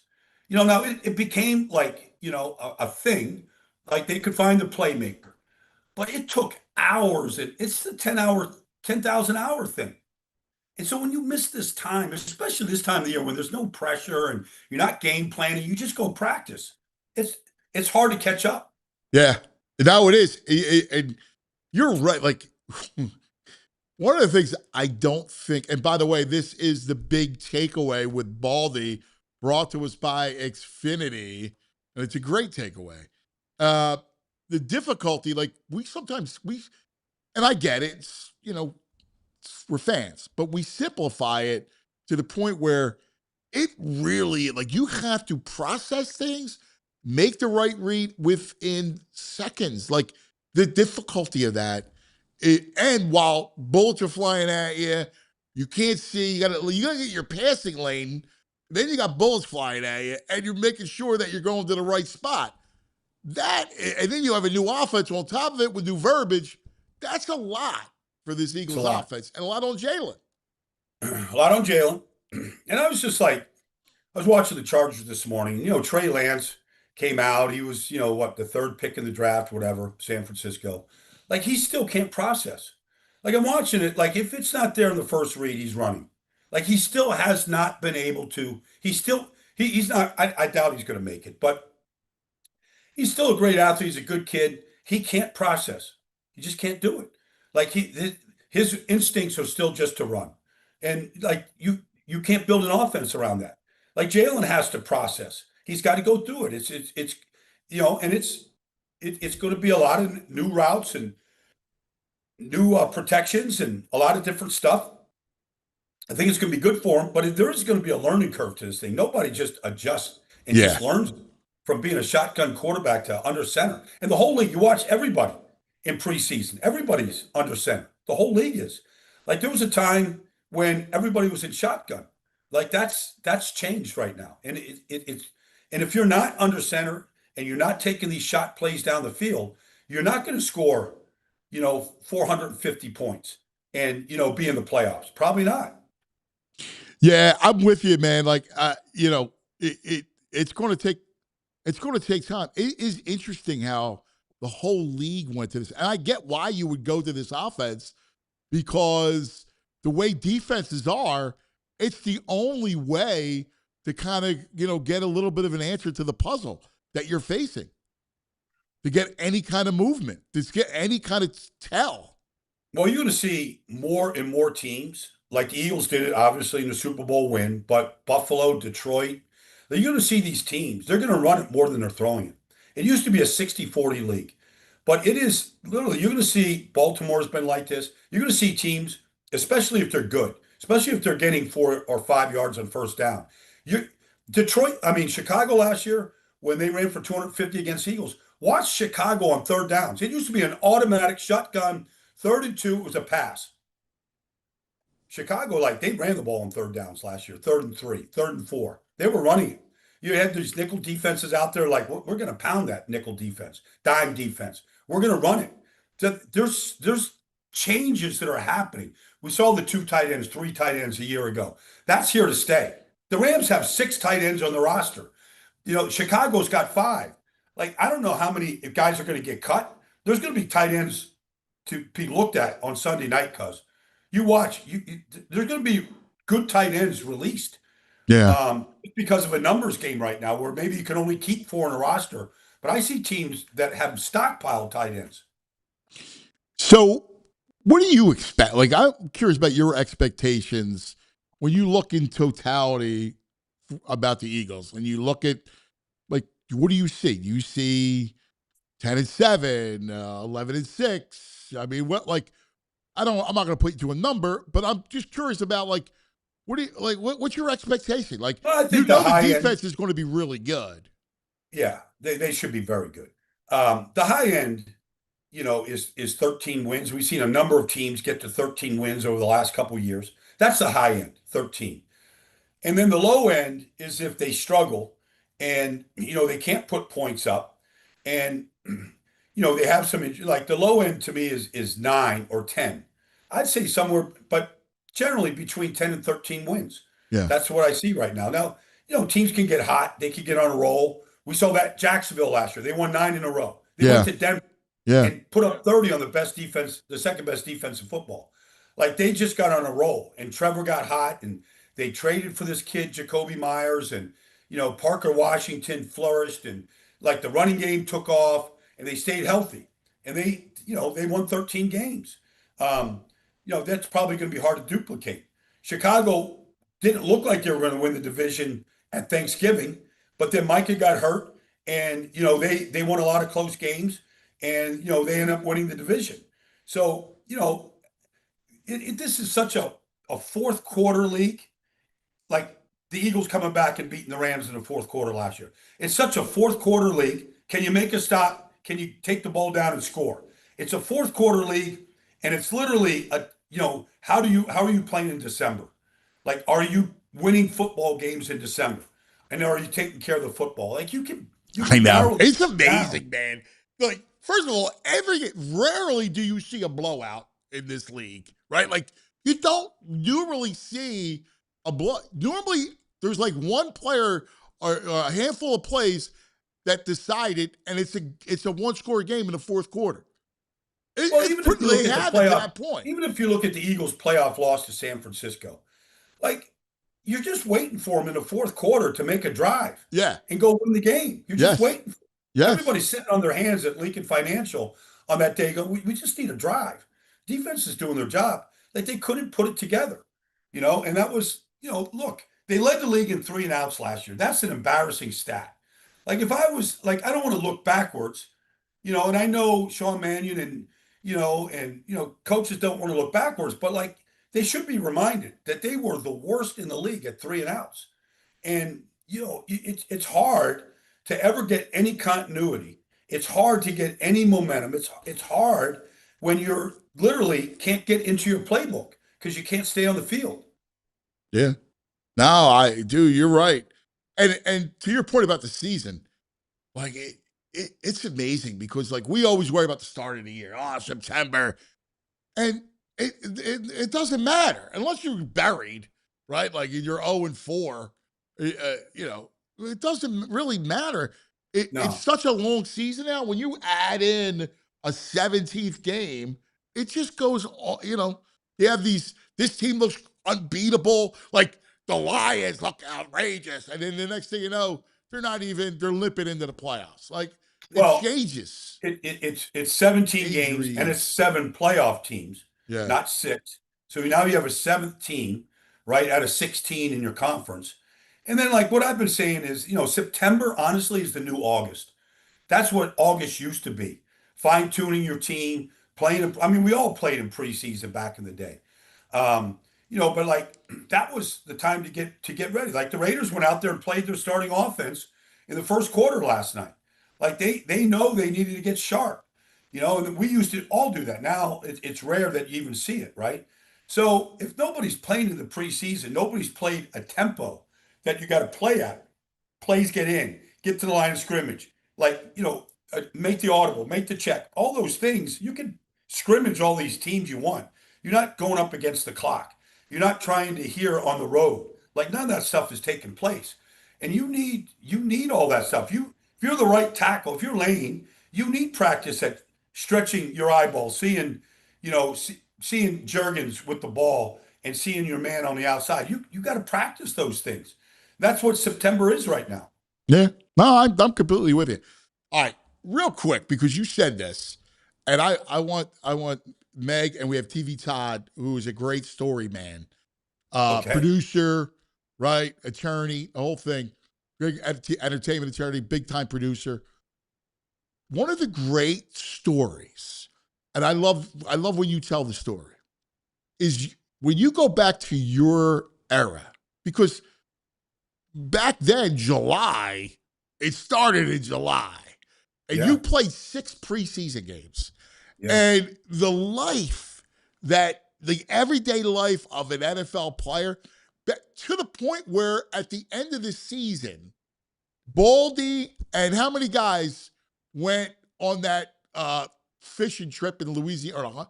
You went up the Everglades in Louisiana. No, we went to the Bayou. The Bayou in Louisiana. Yeah. Like, I want you to tell the story of, like, what camp was like, and then you go through it, and you guys are on a traveling basketball team in the offseason, and then hang with a bunch of guys in the Bayou. It's the greatest. I love this slice of life that is past, that's bygone. So we had this. So in 1984, we played the Dolphins in Week 17 at the Orange Bowl. If we win the game, if we beat Dan Marino, the MVP of the league, and the Dolphins, we're in the playoffs for a 17th straight year in a row for the Cowboys, okay? If we lose, we're out of the playoffs. So we had picked up this player that played for the Houston Oilers named Mike Renfro. Mike Renfro was a country boy from Fort Worth, Texas, played at TCU, was an Oiler for Bum Phillips. So when Mike was there with the Oilers, they never made the playoffs. The Saints never made the playoffs. So the Saints and Oilers, they used to get together because they weren't in the playoffs and the hell of watching football. They would go to the Bayou. They'd go down there and they'd hunt and fish. And if alligators were coming out of the mud, they went and shot them and had alligator boots that afternoon. They went fishing. It was fishing, hunting, and drinking, right? So we lose the playoff game. Well, we lose the week to the Dolphins. We're out of the playoffs. So Mike Renfro comes to me and Gary Hogeboom and Don Smer, a couple guys on the team, is like, look, we always get together, Baldy, and we go down to the Bayou and we just get away from football. I'm like, he goes, are you in? I'm like, yeah. So we fly to Houston, and this van picks us up, and there's like 6 Houston Oilers in the van. So me and Renfro, and we all join them. Now they got a keg in the van, and we're driving into Sulphur Springs, Louisiana, right? And then we're meeting the Saints there. And they've got like this tent out in the bayou. You got to row your car across this international waterway. Some troll lady down below is rowing us across. We're in the middle of nowhere, right? And so that's how the weekend, I'm like, where in the hell are we? And so they had a band, like was like a guy on the drums was banging the back of a pail, like a bucket. That was the drum. The cello or the bass was just a couple strings attached to some wood. And like they got a band playing. And they're making their gumbo, right? They got a gumbo maker right there. And we're out there. And the rule was you couldn't sleep for the first 48 hours. You just had to go. Like it was a party. You'd fish, come back, drink, play cards, go out, stay up, fish, hunt. Like that was the first 2 days. Nobody even thought about going to sleep. We're just telling stories. And if you looked at the team photo and who was in the photo, like there was guys in that photo that became the GM of the Green Bay Packers. He was the GM of the Houston Oilers. Like it was all who's who, that was in this, but that's what we did, that was kind of like awesome. the camaraderie. I never played Boo-Ray before. I didn't know Boo-Ray. I learned Boo-Ray. Like all these Cajun card game. games. Yeah. It's just a culture, like it was like one of those. I look back, I see that photo every once in a while it pops up, and I'm like, oh, okay, that's so and so. That's Mike Reinfeldt. He ran the Oilers.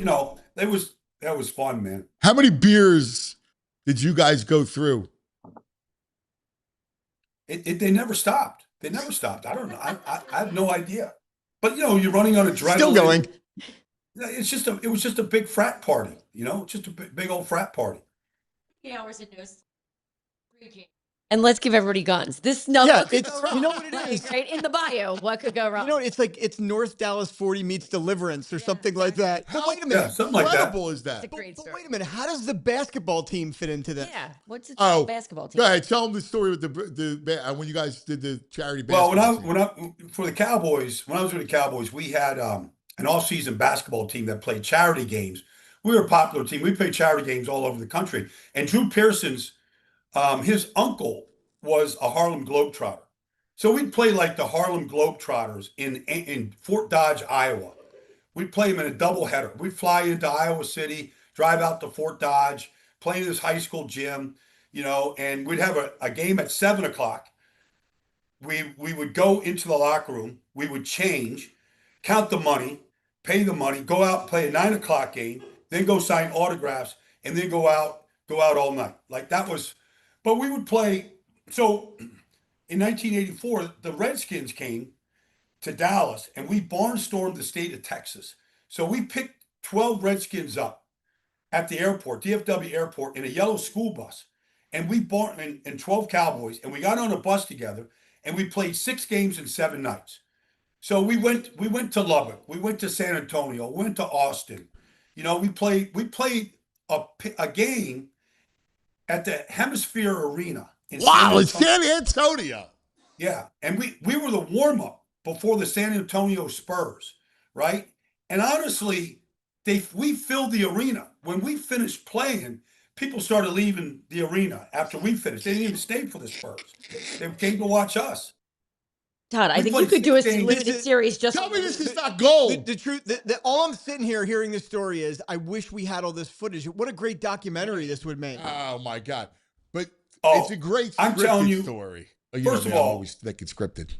First of all, you put any team, you go to any NFL team, since the beginning of time, and put a microphone next to the defensive backs. They never stop chirping, ever. So a lot of these guys, Dexter Clinkscale, Everson Walls, Michael Downs, for Washington, they had Vernon Dean, all these guys. You put defensive backs, like Dennis Thurman, they never stopped talking, never. So the bus was just nonstop talking trash at each other. Like on the whole bus ride. If you're driving from Dallas to Lubbock, it's a 5-hour bus ride, with 24 NFL players just talking trash. Yellow school But the yellow The school yellow school bus. bus is really what makes it. I mean, are you kidding me? Is there a keg on it? What's that? Is there a keg on the bus? No, we wasn't that because we went and played. We did all that after the game. After, okay. But you were on your Yeah. way to play. Okay, got all right. That makes more sense. I was Yeah. like, that would have been a rough game, rough shooting game, probably. Yeah, you know, they took it serious. Like, Yeah. you know, like they, you know, you were competing. But every guy, like Too Tall Jones, knew all the club owners in San Antonio. So Too Tall was a clubber. So, you know, the game's ending. Like, they can't wait to get to the club. They got the tables all set up and bottles, the whole thing. You know, we did this. They had this defensive back for Washington. His last name was Jordan. He went to Texas Tech. So he had everything lined up in Lubbock. You know, we had guys who, you know, went to Texas. So in Austin, we were all, you know, we had to set, like, you know, it was just, then we did the same thing. We went back to like Ron Springs, who was one of our guys, and he was from Williamsburg, Virginia, right? So, you know, we played in Hampton, Virginia. We played at the Capitol Center in Washington. You know, we went back and we played, you know, we're in Ron Springs Drive, which is a dirt road in Williamsburg. And his dad, Boss Hog, he was the Boss Hog, Boss Springs. His dad was cooking chitlins. Now, I never had a chitlin before, but like we got 24 guys in Boss Hog's like house, and they're cooking chitlins. And I'm like with Bill Bates, and I'm like, I ain't eating no chitlins, man. No way, I'm not doing this, man. It's not my thing. I give me some fried chicken. I'll do it was just a cultural thing. It was just. Like, yeah, it's awesome. You're right. Like, honestly, if the documentary that could be made, because there is no film of it, thankfully, probably, but still, like those days are so memorable back then.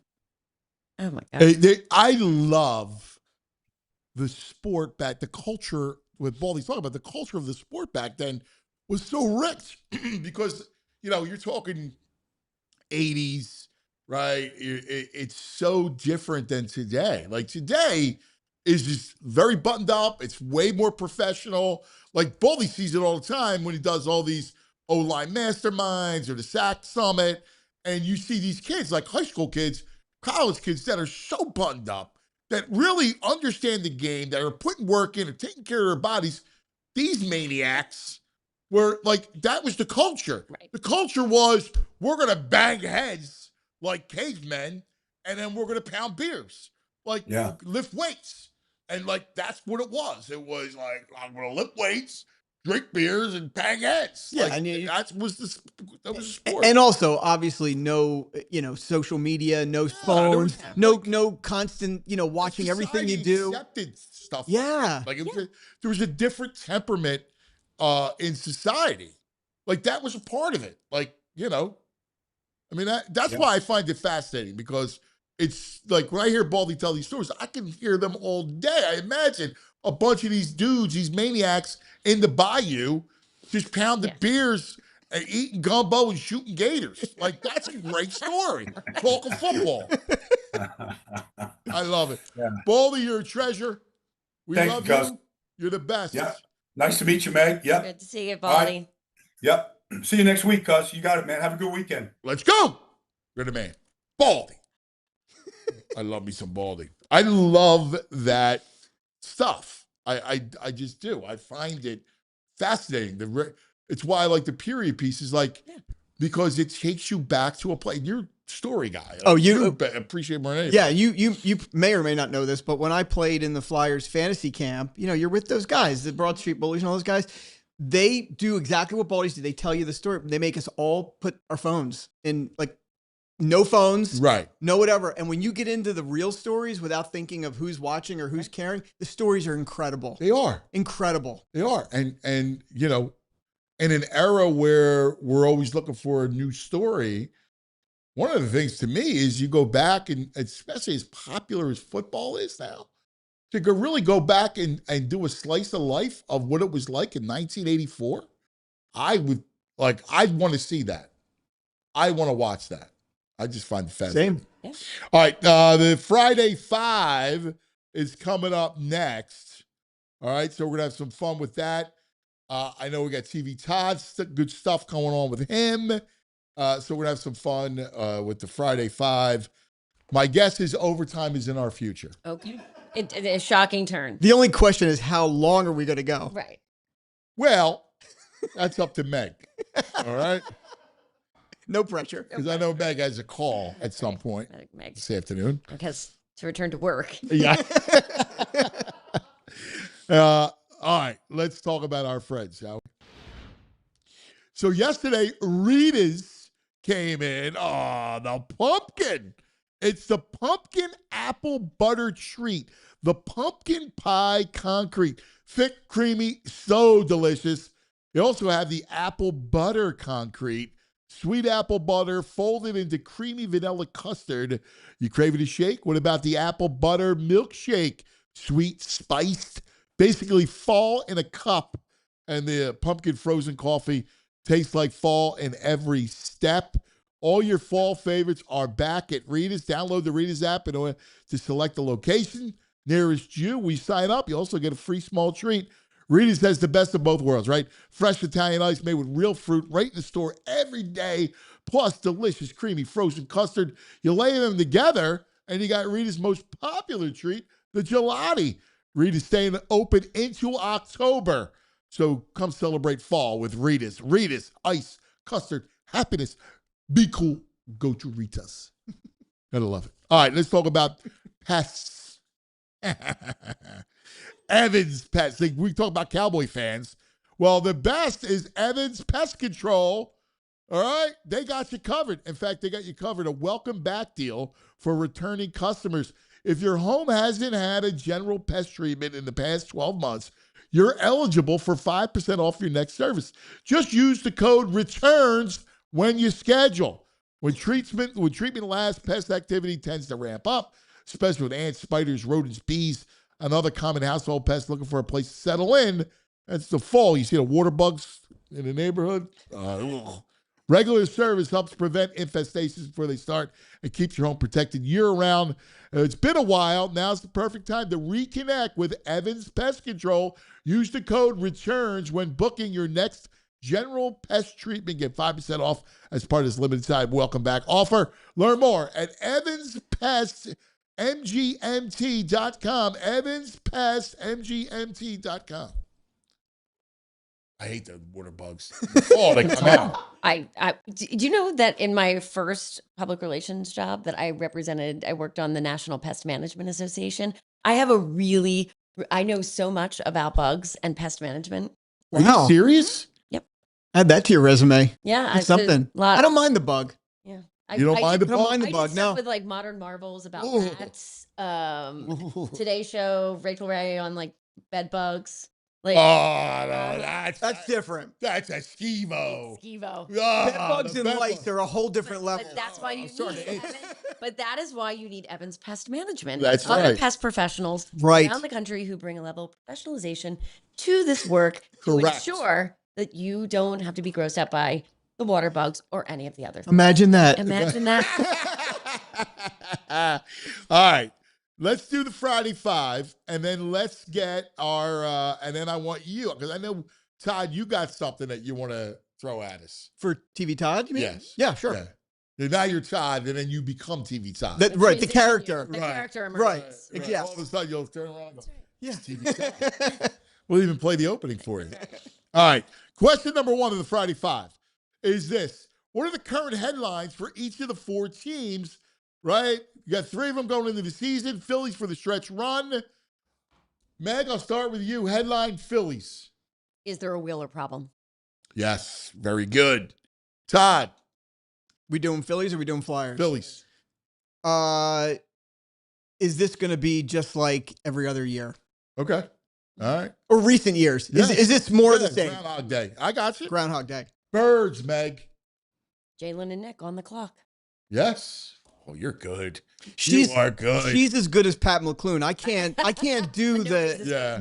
right. The headline. Yeah. I just when I think of the Eagles this season, I think of, are we going to be satisfied with even a 11-6, 10-7 season? That's going to be, because that's a real possibility. Is that going to satisfy us or not?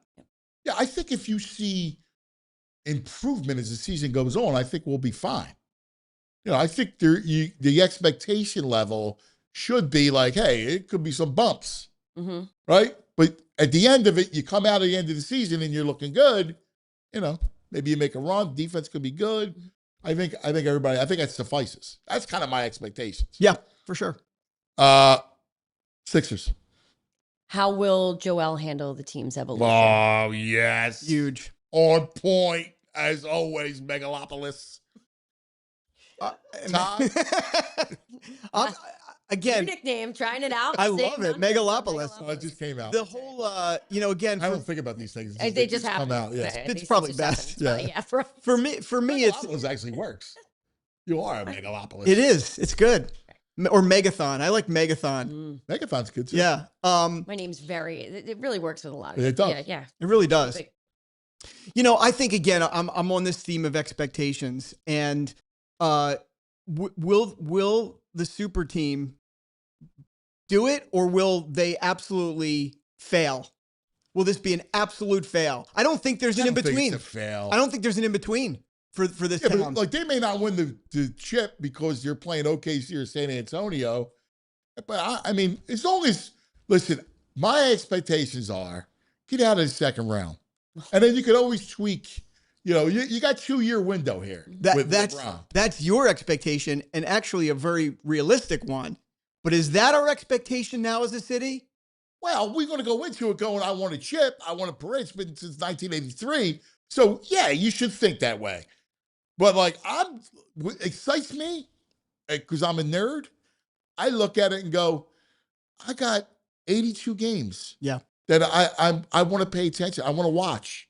I don't want to fast The relevance. The Yes. relevance of the team is different. Absolutely. Right? I don't want to and I think fast that's- forward through the season. Well, I would also say that I think going into this fall, for the first time in a really long time, the reason that you can do these headlines is because all of the teams are going to be relevant September forward, right? I mean, you're coming at the end of the Philly season, but the fact is like the Flyers are relevant for their, right? The Sixers are relevant. Like there's not a night where you're like, I'm not tuning in. Right.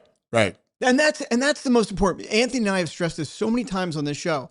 If you're not going to enjoy the ride, then what are you doing this for? Because how many teams win the championship? Like if you're not enjoying nightly, what's the point? That's all I want. I want to connect with everybody. Hopefully it ends on Broad Street, but if it doesn't, I want it to be a fun run. Well, it always ends on Broad Street. Yeah, well, true. For better or worse. Sure, like Flyers, because that was a fun run last year. What's your headline? So with a hat tip to Keith for, I tweaked his, but is Mitch Koff a star because Martone is going to be? Yes. That's a great one because that is very true. Everyone kind of looks at, this is the full year of Martone. Yes. Right? Listen, it's a full year of Tyson Forster too. Yes. And it's a bounce back, hopefully post-sophomore slump year for Mitch Koff. So the headline to me is exactly, is this youth movement going to continue to build? Or as Danny slipped at that one moment, are we going to take a step backwards? Again, what tolerance does this city have for this kind of stuff now? I know. I that's the only thing that worries me. Like, I don't want people to fall off them because I do think it's going to end well. Like, I think they're arcing towards something special. Like, I close my eyes and quite frankly, I've had a feeling about this forever. I don't know when or even if it happens, but I see Connor McDavid here. I just do. Well, I mean, look, after LeBron, is anything possible? I mean, like, that's the point. I smell it. I smell it. I just, in my bones. Well, and the thing I feel like Connor McDavid's going to be here. Well, the one thing that I think that we all because of everything that happened with LeBron and it all happening around the same time as the Carlson offer sheet that came in from Anaheim and all of that, like we didn't have a chance to almost like deal with that. Yeah. Because what I think was missed in all that, because everyone's like, will they offer the offer sheet? Is that like Carlson signed an offer sheet to Philadelphia. Right. Like the choice, like when there was a choice, he signed the offer sheet to the Flyers. He saw something. Yes. That is important. That is an important marker. And just because that deal couldn't get closed, that is an important marker because it puts the Flyers in a different echelon of consideration by players who at a trade deadline are going to be like, where do I want to go? Yeah. And that's why I think the question about, so Keith's question was, is Mitch Koff and Martone, are they stars?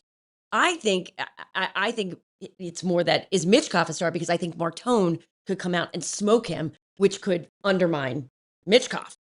But that's not Martone's problem. No. That's a Mitchkoff problem. It's a healthy competition. Yes. It's not even a problem. I think it's like, it's what we want. We dream for this. Yeah. To have the players pushing each other. The same way LeBron's going to push Yeah. everyone else. Messi and Embiid, Especially Embiid. That's right. And Embiid. Yeah. Look, I think that is going to be the most interesting. Oh, it's that whole story. That Because is Maxey and Jalen Brown are going to be, they're going to give you what they're going to give you. Like, they're going to be great. and They're going to VJ. score. I think Oh, VJ's VJ too. gonna- Like, I'm not even, but the big guy, because you need someone to rebound and protect the rim. Like, he's vital. Like, you need the big guy to, be in. What I think is going to be really fun about the season is that for the first time in probably 4 years, like, we're not going into everything where it's like, this is a scheduled loss, Right. right? Like, True. he Right. doesn't play. Like, right? Like, Yeah. you didn't tune in nights because you're like, it's a scheduled loss. With The a scheduled harm. loss is my The most hated worst. phrase in sports. Oh, it's Totally. awful. Oh, And the thing is they have enough good players. And I think that the bench is going to end up having it. Like, those Yeah. bench signings, Mike Gansey, Did a great job. unbelievable. Great job. Great. Unbelievable. Great job. That's why I keep waiting for Howie to do something, because, like, he likes it to be Howie season. Yeah. It's been Gansey season for several well, that was months now. interesting to hear Baldy talk about all the tight ends that may Yeah. be flooding the market soon that are good. I don't think there's any. Really? He said there were like several. Let's get Baldy back on here. Yeah, I don't Garafolo and Baldy to debate that out. Let's roll. I don't think so.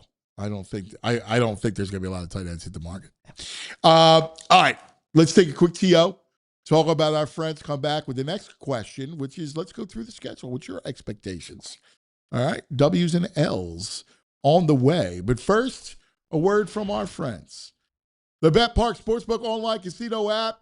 A big kickoff party tonight at Chickies and Pete's. Yes, at 5 o'clock, the official sportsbook of Chickies and Pete's, the PARX Sportsbook online casino app. I always love it, man. Chickies and Pete's be a lot of fun tonight. Head on down. And don't forget, it's week 0. So that means college football. Blah, blah, blah, blah. So you can play on in fact, go against Belichick in the Aer Lingus game. Just a little something, something. Go against them. BetParks.com has all the details for how you get involved and some of the great stuff they offer, like new customers get $500 casino bonus back in the first 24 hours, and you get 250 spins on the new slot game, Sahara Collect 'em Max. So you can check all that out. You got to be 21 in PA, New Jersey, Michigan, Maryland. If you have a gambling problem, please call 1-800-GAMBLER. And humidity sneaking in. The AC might not be cranking like it should, and temperatures are changing. It's getting warmer, so don't worry. If you got issues, Ace Hardware Home Services, they got you covered. From AC repairs to water heaters, plumbing, electrical, they're trusted pros that bring the same helpful service from the Ace stores right to your home, right to your front door, from Philly to the Jersey Shore. And it's important. They got the right people. They bring the right tools, the right know-how. They got everything you need. So whether it's a quick fix or a big summer project, they've got all the tools. They've got the know-how. Then the people to get the job done right. You see their trucks all around town. All your neighbors are using them. Ace Hardware Home Services, they're bringing the helpful to your home. It's that helpful you love from the store right to your home. So visit acehardwarehomeservices.com today to get started on your next home repair project. Hey, Brent, when VG in that spot with the black on the black, with the crouch that he has, tell me he was not looking like he came out of the coffin. I come to suck your blood. I love when we're doing a text thread and VG will say something and all you do is send the image of Nosferatu just coming out. It's my favorite part. No words necessary. No. Right, that's all you He need. says something stupid that just drives me insane. I just fire that off at him. Go back in your coffin. All right. Question number 2 of the Friday Five is the schedule.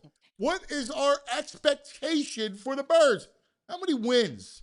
I think Baldy's right, somewhere between 10 and 13. Let's see what you guys come out of, all right? Okay. So let's do it. So we open up against Washington, Meg. Win. Todd. Win. And then we go to Tennessee. Win. Todd. We're at Tennessee, right? Yeah. Yeah, it's a win. Then at Chicago. Loss. Yeah. Megan are aligned. That's All a right. loss. Versus the Rams. Loss. Home. Win. Oh, look at that. First disagreement. Then we go to London. And we got the Jaguars. Mega. Win. Win. We win in London. Yeah, I'm with you. All right. Then home Carolina. Win. Win. Win. We're rolling. All right. Coming back off the plane, no problem. And then, the Cowboys. Win. Love it. Is that the link? That's our home. Oh, that's a win. We're rolling right now. Oh, look at this. So here we are. We go to week 8, and we are at Washington. Win. I'm going loss on this one. We were rolling. We got a little easy. We get late taken over. All right. I'm Home Giants. loss. Okay. I have a win on that one. And you got to win. All right. We are at the bye week. And at the bye week, Meg 6-3, Todd 7-2. Following the bye, home Pittsburgh. Win. Win. At Dallas. Loss. Yeah. Loss. At Arizona. Win. Todd. We're going to come off that Dallas loss and go into a bit of a run. I say a win. All right. Now we got the schedule gets a little tougher. All right. Home Indianapolis. Win. Todd. Win. Home Seattle. Loss. Win. Home Houston on Christmas Eve. Win. This is going to kill me because I may be with you that night. That's a loss. Loss. Yeah. Yeah. Yeah. I mean, we still win because you've got the crab marinara. Right. So we still Yeah, I win. heard all about the meal. Oh, we spent some time I talking about that. The whole meal. I do it up. I hear. I love it. I know. I do. It's Now fine. you're going to throw an Eagles game in the middle, a night game I in the know. middle of this? I know. Bye man. And then next, and then Dear God, forgive me. The Yes. Eagles are on. and then Legends were Sunday, born. Merry Christmas. Sixers Lakers. I know. Christmas Day. I'm telling you, it's a Oh, man. At San Francisco. win. Win. I think the 49ers are going to be a bigger mess than I do too. because of Everybody this. talks about them. I think I think that's going to be a challenge. I'm with you. At Giants, Meg. I'm going to go loss here only because I don't think They they're don't going to play need it. anybody. Right. I'm going to go loss here as well. All right. All right. So at the end of this, Meg has 11-6, and Todd has 12-5. Oh, wow. I Same surprised kind of- myself on that one. Yeah, that was my original. Yeah. I got Aha! There you go. In the window, that means play. So, what's your expectations, Meg? like of the Overall? overall. Overall. Like, what are you expecting? To be honest, I expect the defense to be good, and I have absolutely no idea what the hell to expect from the offense. Yeah. I mean, that's basically how I feel. Makes going it in. difficult. It makes it really difficult. Yeah. I think I have Titans and the Panthers as potential trap games, right? I think that the Giants, the Giants at home, like the Giants at Lincoln Financial could easily. I have no idea what the Giants are going to be by mid-November, Yeah. right? Like, so I some don't of think this they're going is to be good. Like, I actually no, feel but good. I think that 8-9-9-8 thing is. Yeah. I think they're that a Garafolo's 5. I think Garafolo's right. They're a 500 team. I think the 49ers are not going to be as good as they have been, and I think the Seahawks are going to be very good. Yeah. Right. So like when I look at that, like I think we're going to take a couple L's at home that are going to be tough, but I also think we're going to get a couple wins on the road. I think it really depends on if this offense starts clicking. Oh. Then I that's reserve right. the right to come back. Right. Come back and Yeah. Come back. They're I on a run. Right. That's right. I reserve that right. I mean, listen, the famous line for the TV show Big Brother is expect the unexpected. Mhm. I really think that's what we're talking. Like, we just went through the schedule and we predicted, and we've never seen this offense, and we have no idea what injuries are going to Yes. come or anything. Like, Right. it's really Yeah. just going. Well, they that's do it every what week. Yeah. And doing this is just exercise Just and fun. nonsense, Absolutely. but it's an exercise in fun. I just like to go. Right. By the end of doing this, I just know the schedule. I don't Yeah, even have to look at. And I think part of it is like the short, like the other things that will play into this is like the injuries, the short weeks. They've Yeah. got an international game. I mean, They got they've three straight they've home got a games. bye. That's right. Nick's great off the bye. They've Yeah. got 3 straight home games. Like there's anything can Yeah. play. We have no idea, like, and weather. No, yeah, no, all that But stuff. sitting here today and feeling Super Bowl bound, I can't say. Who could say that? No, No. You know, I'd love I to make a just- listen, run. right. Yeah. You're hot. You're playing well. You're up. Let's go. We're in overtime. OT Shocking, in sir. the city. Overtime. Wow. We knew It it. went fast. Oh yeah. You We're were not worried, done. like, it's going to be long. I was like, dude, it's really going to go fast. Trust me. Oh, it's a sprint. Yeah. It's a sprint. All right, we're not done yet. No, we got other We questions. have 3 more questions. Oh, wow. Yeah. Do we? And, Okay. and then it's the Friday 5. We did 2. All right. All right, and then Stay with us, Todd. yes. Question number 3. The 3 players who hold the key to our happiness this fall and winter. Okay. This fall and winter. Right. Okay. So, actually, I'm going with 1 coach and 2 players. Okay. Coach Mannion? Mannion. Yes, I love it. Player Jake Elliott. If they're going to be playing tight games near the Oh, end, now this includes everything. this includes everything. Okay. The whole city is based on the happiness of the Eagles. We know Okay. that. Like, let's fair. start That's with where fair. we are. All right. Like we can get by in the fall months with the Flyers and we will turn that attention All when right. it is appropriate. All right. But that is like the Eagles are going to dictate that. Wow. I didn't even think about Well, Elliott. because I hate kickers. I know you do, but think about it. We've talked about the fact that like depending upon what the offense No, looks you're like, you're right. how do you win games at the end? Yeah, listen, Akers was great. Like you need that. Elliott was great, and Up until- you're right. Right, and I don't know where he's I know. at right now. That's a good point. And then my third is Bryce Harper. Bryce, I was going to go Wheeler, but Bryce. I think it's really about he sets the tone, Okay. and I think that the way that whatever happens and how he handles that All is right. going to set the tone not just for the end of the season but the future, Okay. especially after last year's off season with the elite. All right. Bryce is fair. Bryce is absolutely on my list. You know, the whole preseason, is he elite? Is he not? The whole thing. Now, you know, this guys like him, this is where they have to step up. We can't, if it's another year where he doesn't show up at the plate, can we really defend it going forward? I mean, how many years can we defend it? Right. And I love the guy, Right. but he needs to come through this year. The Yeah. team goes where he goes. Yep. No doubt about it. So I think for the Flyers, this is a hard one for me. Got to be Michkov. It's got to be Michkov Yeah. because the other guys, as we talked about earlier, the Martones, the Tyson Forster, we have our expectation kind of set for him. If Michkov comes back from a sophomore slump and looks like not only what we saw the year before, Oh, yeah. even better, Oh, this team is cooking with gas. yes. He is the key to this. He also is the guy that can erode the team with a bad attitude or the benchings, whatever. This is the year he gets right, and it makes us very happy this year. I'm with you. Question number 4.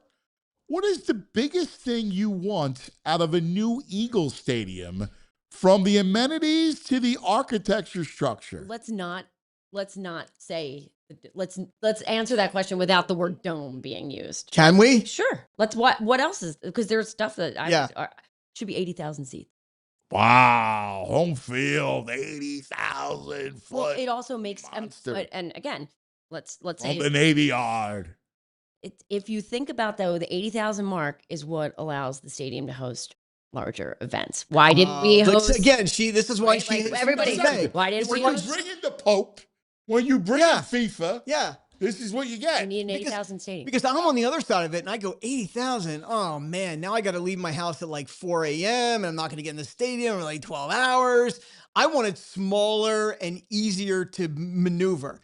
The parking's terrible. You can't even I charge. don't know how you fix that, but listen. How about it'll not- be in the Navy Yard? Okay, this is maybe a weird thing, but it bothers me that there's no electric charging stations for electric vehicles and stuff. Like, it's just weird.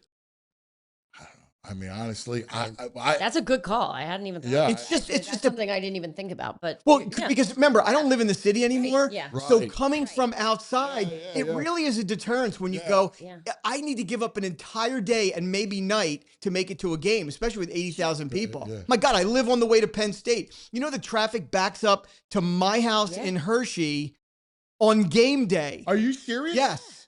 352 is like That's that's the awesome. worst Insane. road, the worst road in Pennsylvania. And we're not much better. I know. That's awesome. But I do think like those are the things like from an amenity standpoint, right? Like think about some of the stadiums that are being built right now, right? And like so size is really important, right? Probably a totally redo of how the suites are done. Oh the my field God, level yes. suites, right? Yes. Are going to change the way that you construct that. The parking is an amenity, right? So like that has to be contemplated. And you know what? This is your brain seeing the big picture. I can't believe I didn't think it this way. What I've always been asking for years and years and years, especially being a guy that doesn't live here anymore, I want hotels and accommodations There. attached to the stadium. I want to have one of those situations idea. where I can rent a room or buy a condo and I can walk to the game right inside. Yeah. We need to do we got nowhere to stay when we come in for these games. You know, I mean, that's the Courtyard beauty. Marriott in the Navy Yard. Yeah, the Navy Yard now, you know, Yeah. Yeah, I mean a lot of room there. But there is to that point, right? Like you do that. There's a lot that can be done, and I think you're just looking at like what does a modern stadium? You're going to have a Like- retractable roof. Like you're I not would going to absolutely have a retractable. Yeah. like you're not I going to would not get. do a full dome. No.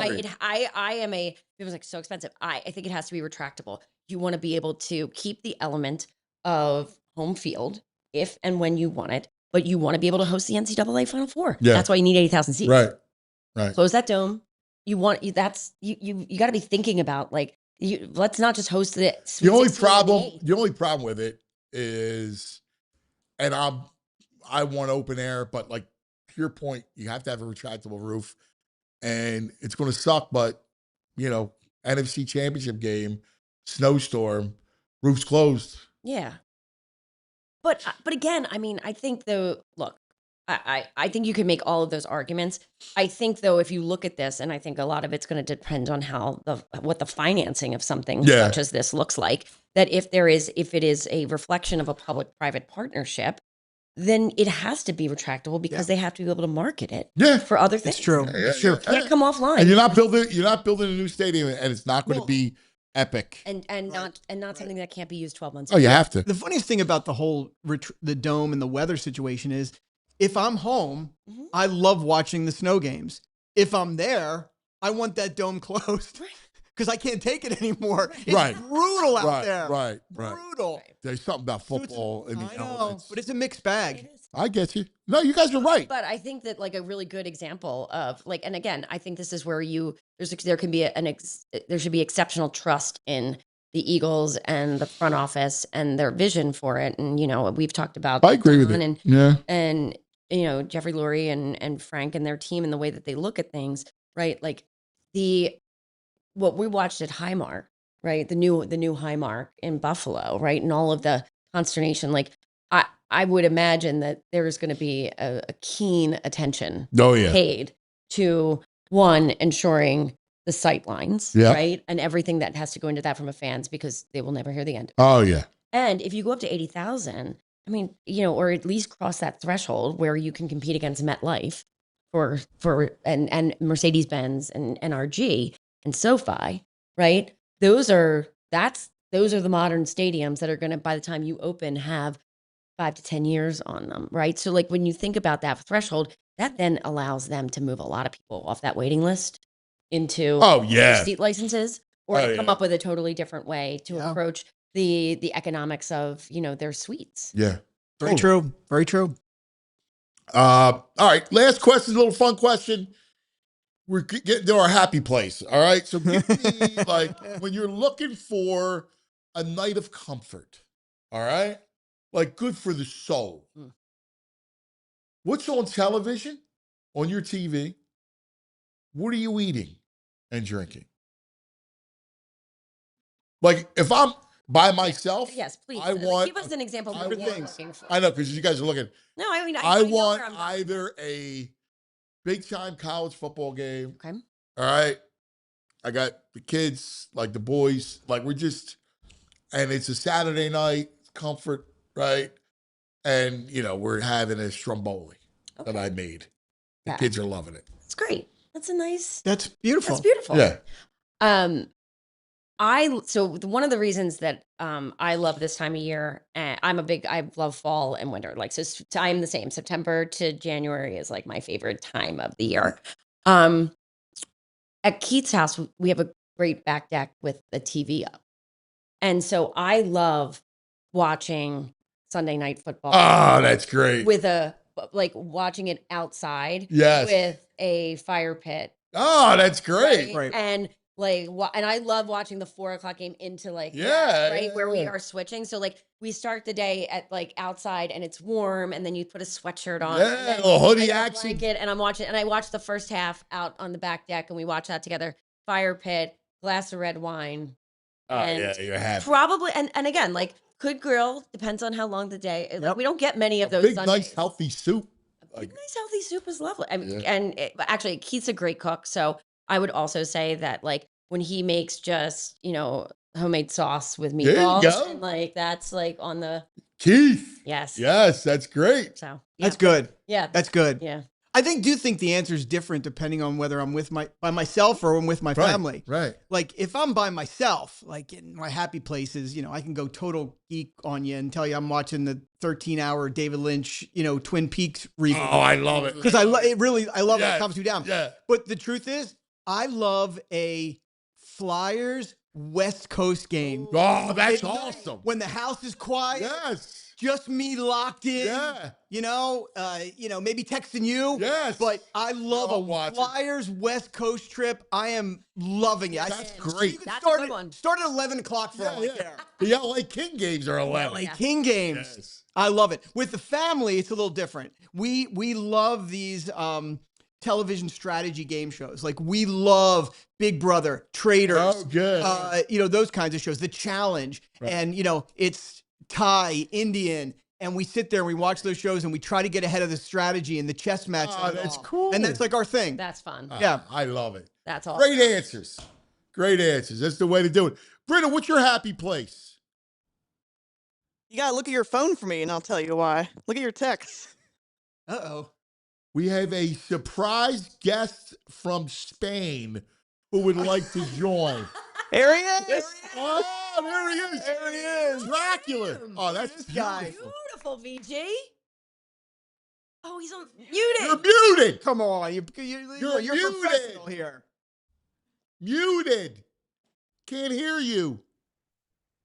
Yeah. You hear me now? Yeah. Can you hear me now, dog? What's up, man? I miss Andy. I ain't seen you in 2 weeks. I miss you. I'm giving you a picture. I miss you. Where are you at? That is beautiful, VG. Where are you? It's gorgeous. Baldy tipped me off to this beach town called south of Barcelona. It's crazy. It's beautiful. Oh my God, it's gorgeous. Baldy's spot on. Tips. Gotta start that as a new segment. I'm afraid he's gonna fall over. I'm getting nervous. Awesome. We got to rail it. Okay, good. This is beautiful. Buzz, I got my hat sent to me in Spain. You see it? We're going Ducks this year. He's going Oregon. Look at that. I saw that hat. I'm like, he's going Ducks. They got a kid, Dante, quarterback, and you got to go Dante. Yeah, Dante Moore. Yep. It was going to be really, really good. That's awesome. Dude, yesterday I saw the Holy Grail yesterday. It's the chalice Jesus drank out of on the last Supper. Crazy. Whoa. Wow. Where I did not expect that. What museum was that in? It's in a cathedral in Valencia. They also got, even cooler, St. Vincent the Martyr's arm. It got cut off in 304. They got it in a box. The arms, it's preserved. It's preserved. The arm's preserved. Oh, it looks good too. Yeah, you can tell it's a total hand and an arm. It's that was one of the miracles. miracles. That's one of the miracles. That's right. Todd. He's making a muscle too. Yeah, oh yeah, dude. It's like an emoji. Yeah, the original emoji was based off of the Saints cut off arm from 304. That's correct. Yeah. Oh, dude, I learned all about St. Vincent went through it. He refused to burn some scriptures, so they drawn and quartered them with horses. They threw salt in his stumps and his wounds, and then they burned them. Oh, In the stump? Yeah, in the stump, and then somebody saved the arm. The arm was missing for a that's while. Shit. That poor St. Vincent. Oh, my God. What is he? I wonder what he's the patron saint of. St. Vincent. Like, Amputation? maybe. I mean, Carpal tunnel Lord. syndrome. Oh, geez. Leprosy? Oh, my God. Yeah, I'm dude, looking it Baldy is spot on with this. This place is phenomenal. That's awesome. It looks It incredible. looks beautiful. It really What does. time is it Although- there? It's like 4 or 5 o'clock. It's about time to go take a nap. Because these people are my vampires. These are my people. Nothing opens before 11 o'clock at night. They go to like 4 a.m. Oh my! Oh, they are your people. I told you. That's why you should have been eating Taco Bell. Yeah, why are you? Oh, dude, that Taco Bell was so good. And I didn't get the poops from it either. It's poop-free Oh, lettuce. Lord. St. Vincent is the patron saint of charitable societies, charities, hospitals, prisoners, and volunteers. There you go. All right. And Yeah. vampires. And vampires. That's right. The vampire does Spain. What's the best thing that you've eaten and drank? Because like it's a great Well- food drink city. Yeah. I mean, I'm not a big prawn guy, but I had prawns in a garlic butter sauce. Ridiculous. Dude, you know what I ate? I don't eat anchovies. They got these gildas. It's like an olive with a pepper with an anchovy jam between them. Fantastic. Yeah. That's been the paella Valencia I was in. That's like the where they created paella. So the paella is ridiculous. Oh my God, it's got to be That outrageous. sounds awesome. How about drinking? You do a lot of beers, or are you doing they they're they not- love their gin and tonics? Have you seen that? Not a great beer town. It's not a great beer country. Pretty mediocre beer. But I've been doing these Hugo Spritzes. I don't love the Aperol, but I'm drinking a Hugo Spritz now, right on the beach. Overlooking the beach. Yeah, dude, it looks VG, this gorgeous. looks good on you. This VG. Yeah, is you is a look good vibrant. Yeah, I mean, Yeah. Cuz I'm thinks, melting. Cuz thinks maybe you should stay.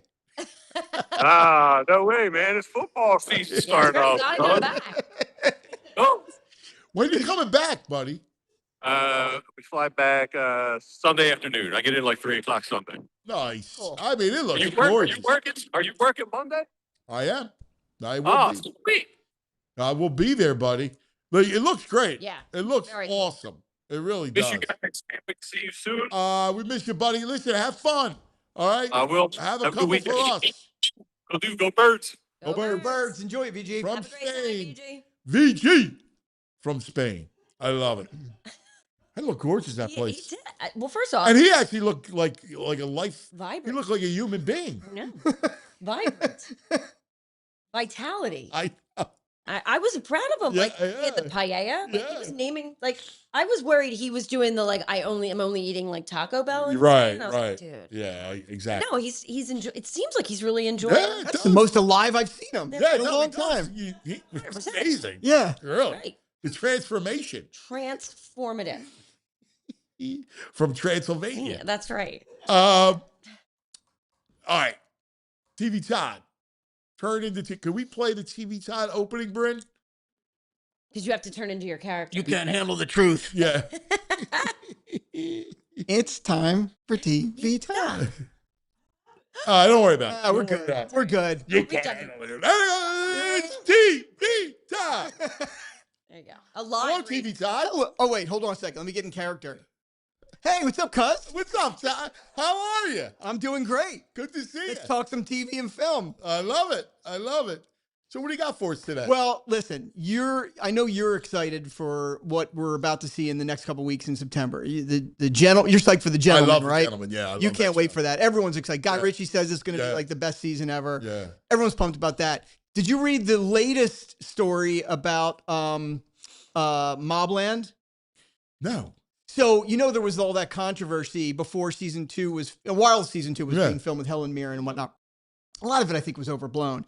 But now, what's overshadowing the premiere, because it's coming out in a week or two here, is this whole idea of Meghan Markle joining the cast for season 3. Oh, wow. They're moving back to I the saw UK. that. Right. They've moved. The kids are in school. I've been following it closely. And a lot of this is surrounding her alleged TV comeback and to be on that show season 3. Get out. Yeah. Oh, listen, that's great. As long as they make a season 3, I love that show. It's a great show. Listen, for everything that happened after Suits, she was good on Suits. For the show that it was, she was good. You know, like that, you don't need it's not the deepest show that's out there. But this one will be very interesting. I mean, she is a good actress, so we'll see what happens. All right. But so that's coming out. The other one that I'm really excited about for coming out soon is I'm a huge fan of the Ryan Murphy series. Like, I love all the Ryan Murphy series. Right. I love American Horror Story. I love the current Bret Easton Ellis series, The Shards. I just love his take on that kind of stuff. But he also does these monster stories. The last one he did was Charlie Hunnam playing Ed Gein, one of the most famous serial killers of all time. And what he does is the show is about that person and how it affected modern day, either pop culture or whatever. This season is the Lizzie Borden story. Ooh. And so what it is Charlie Hunnam's back in it. He's playing Lizzie Borden's father. And they're going to tell that story, the real Lizzie Borden story, through the Ryan Murphy lens. But also they're going to compare it to Eileen Wuornos.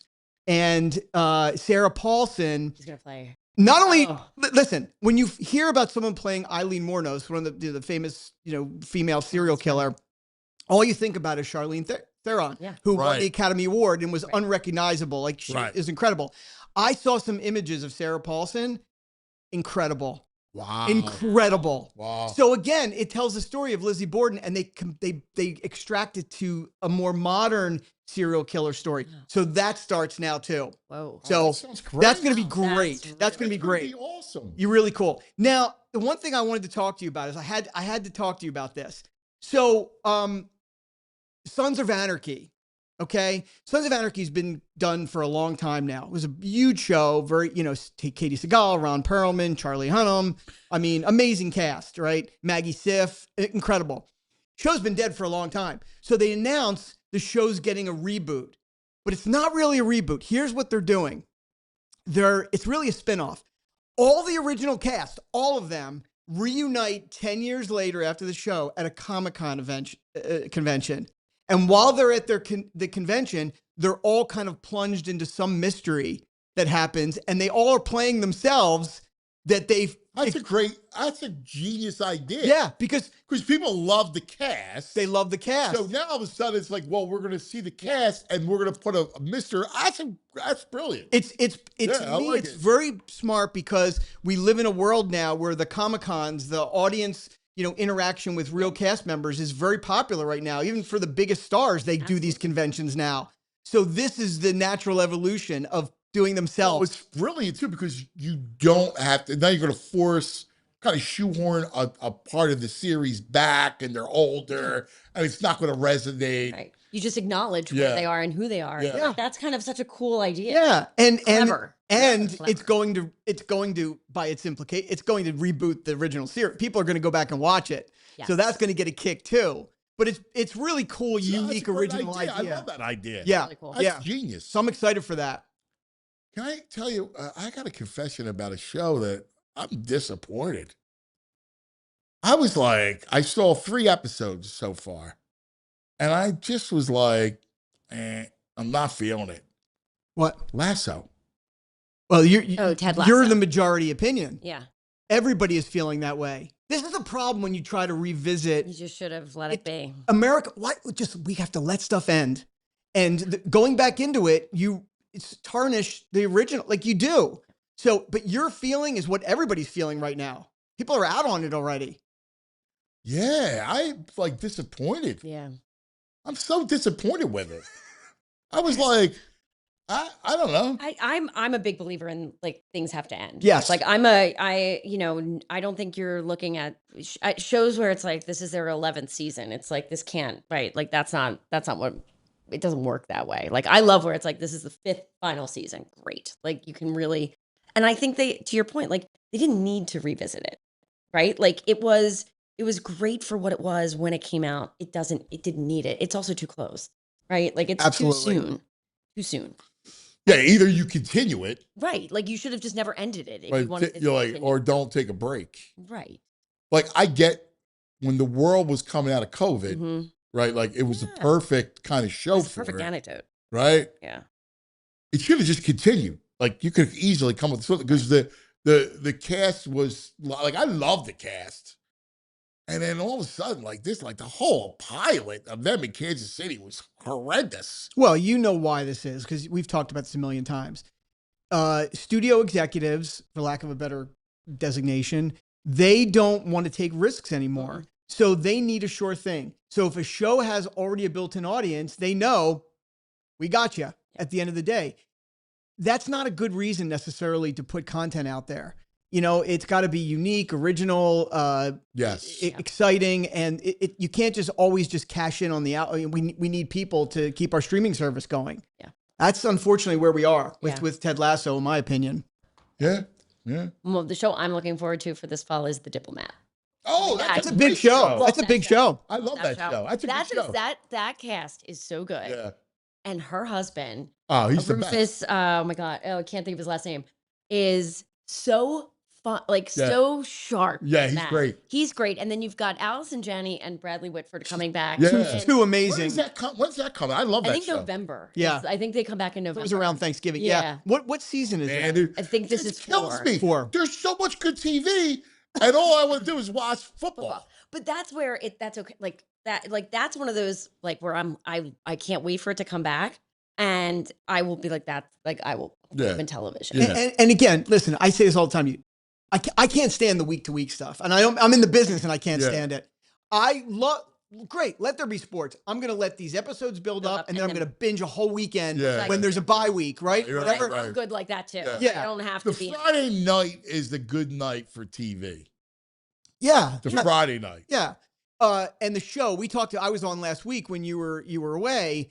I got to keep bringing it up because to me, it's like the show of the year, and all episodes are out on Netflix now, is The Audacity. Ooh. You have to see The Audacity. It is what is it? Incredible. It was a show that was on AMC Plus, and Zach Galifianakis is in it. It's and it's the story of these Silicon Valley CEOs, and one has a therapist and basically uses the therapist to try to gain a competitive advantage on the Silicon Valley, pump the stock price, whatever. It's amazing. Wow. And by the way, everybody's loving it. Rotten Tomato scores are through the roof. Wow. Okay. It's incredible. And all episodes are out. The Audacity. And when you watch the pilot, I think it's one of the greatest pilots ever written. Really? Yeah. Check it out. I will. Okay. Yeah. Sounds good. I'm Also, I started watching the Jack Reacher in Philadelphia. Okay. There are some violations in. Oh, really? Come on. Don't do this to us. Sorry. Yeah, if you're going to do Philadelphia right, you You got got to to do Philadelphia right. Yeah, they're they're just even stuff that he was getting a cheesesteak at a cart that was in Love Park. I'm like, that doesn't exist, right? Little stuff like that where I'm nobody's getting cheesesteak in a car. no, Come on. A whole writer's room, and that's what you come up it was with? tough. There were a couple things where I was like, I don't Weak. know. Week. Yeah. All right, that's going to do it for us. Chat! Britta rules. Britta, you're the best. Yeah, Brenna. I love Brenna's laugh through the Yes. whole show. It's I'm really telling great. Brenna, is there anything from the chat that we need to know before Super Chat? Okay, can you read? I can't see that. None of us can. I have bad eyes. No. Britta, read the chat. Yes. From Fit Dad CEO. Fit Dad!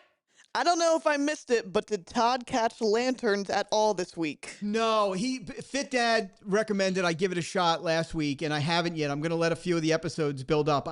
Again, I'm out on the universe, but I'm reading really good reviews of it. Okay. And I think as a standalone series, whether you care enough about the universe, I'm going to give it a shot because I love the actor. I love it. And Fit Dad recommended it. I'm going to go in. Yeah, he's got good taste. I'm going to go in and give it a shot. Yeah. Cool. All right, that's great. Right. Yeah, unfortunately, I could just see the green. I was like, I have no idea what that says. The batter's eye. You can just see the batter's eye. Between the six of between the 6 eyes here. Yeah, they're not very good. And I think that's what you have to realize. They were Brenna's waiting for one of us to read it. We're like, Yeah. great. I can't read. I can't see that. Yep. No. That's these 45-year-olds' eyes can't read that. No. It's in highlighted in green. No, Sorry, Fit we're Dad. all bad. That's right. We're like, no, Brenna, you read it. Brenna, please read it. Save us. Please read it and save us from the fact that none of us can read what's on the screen. I was going to tell you, don't even put the chat up there. I can't even look at it.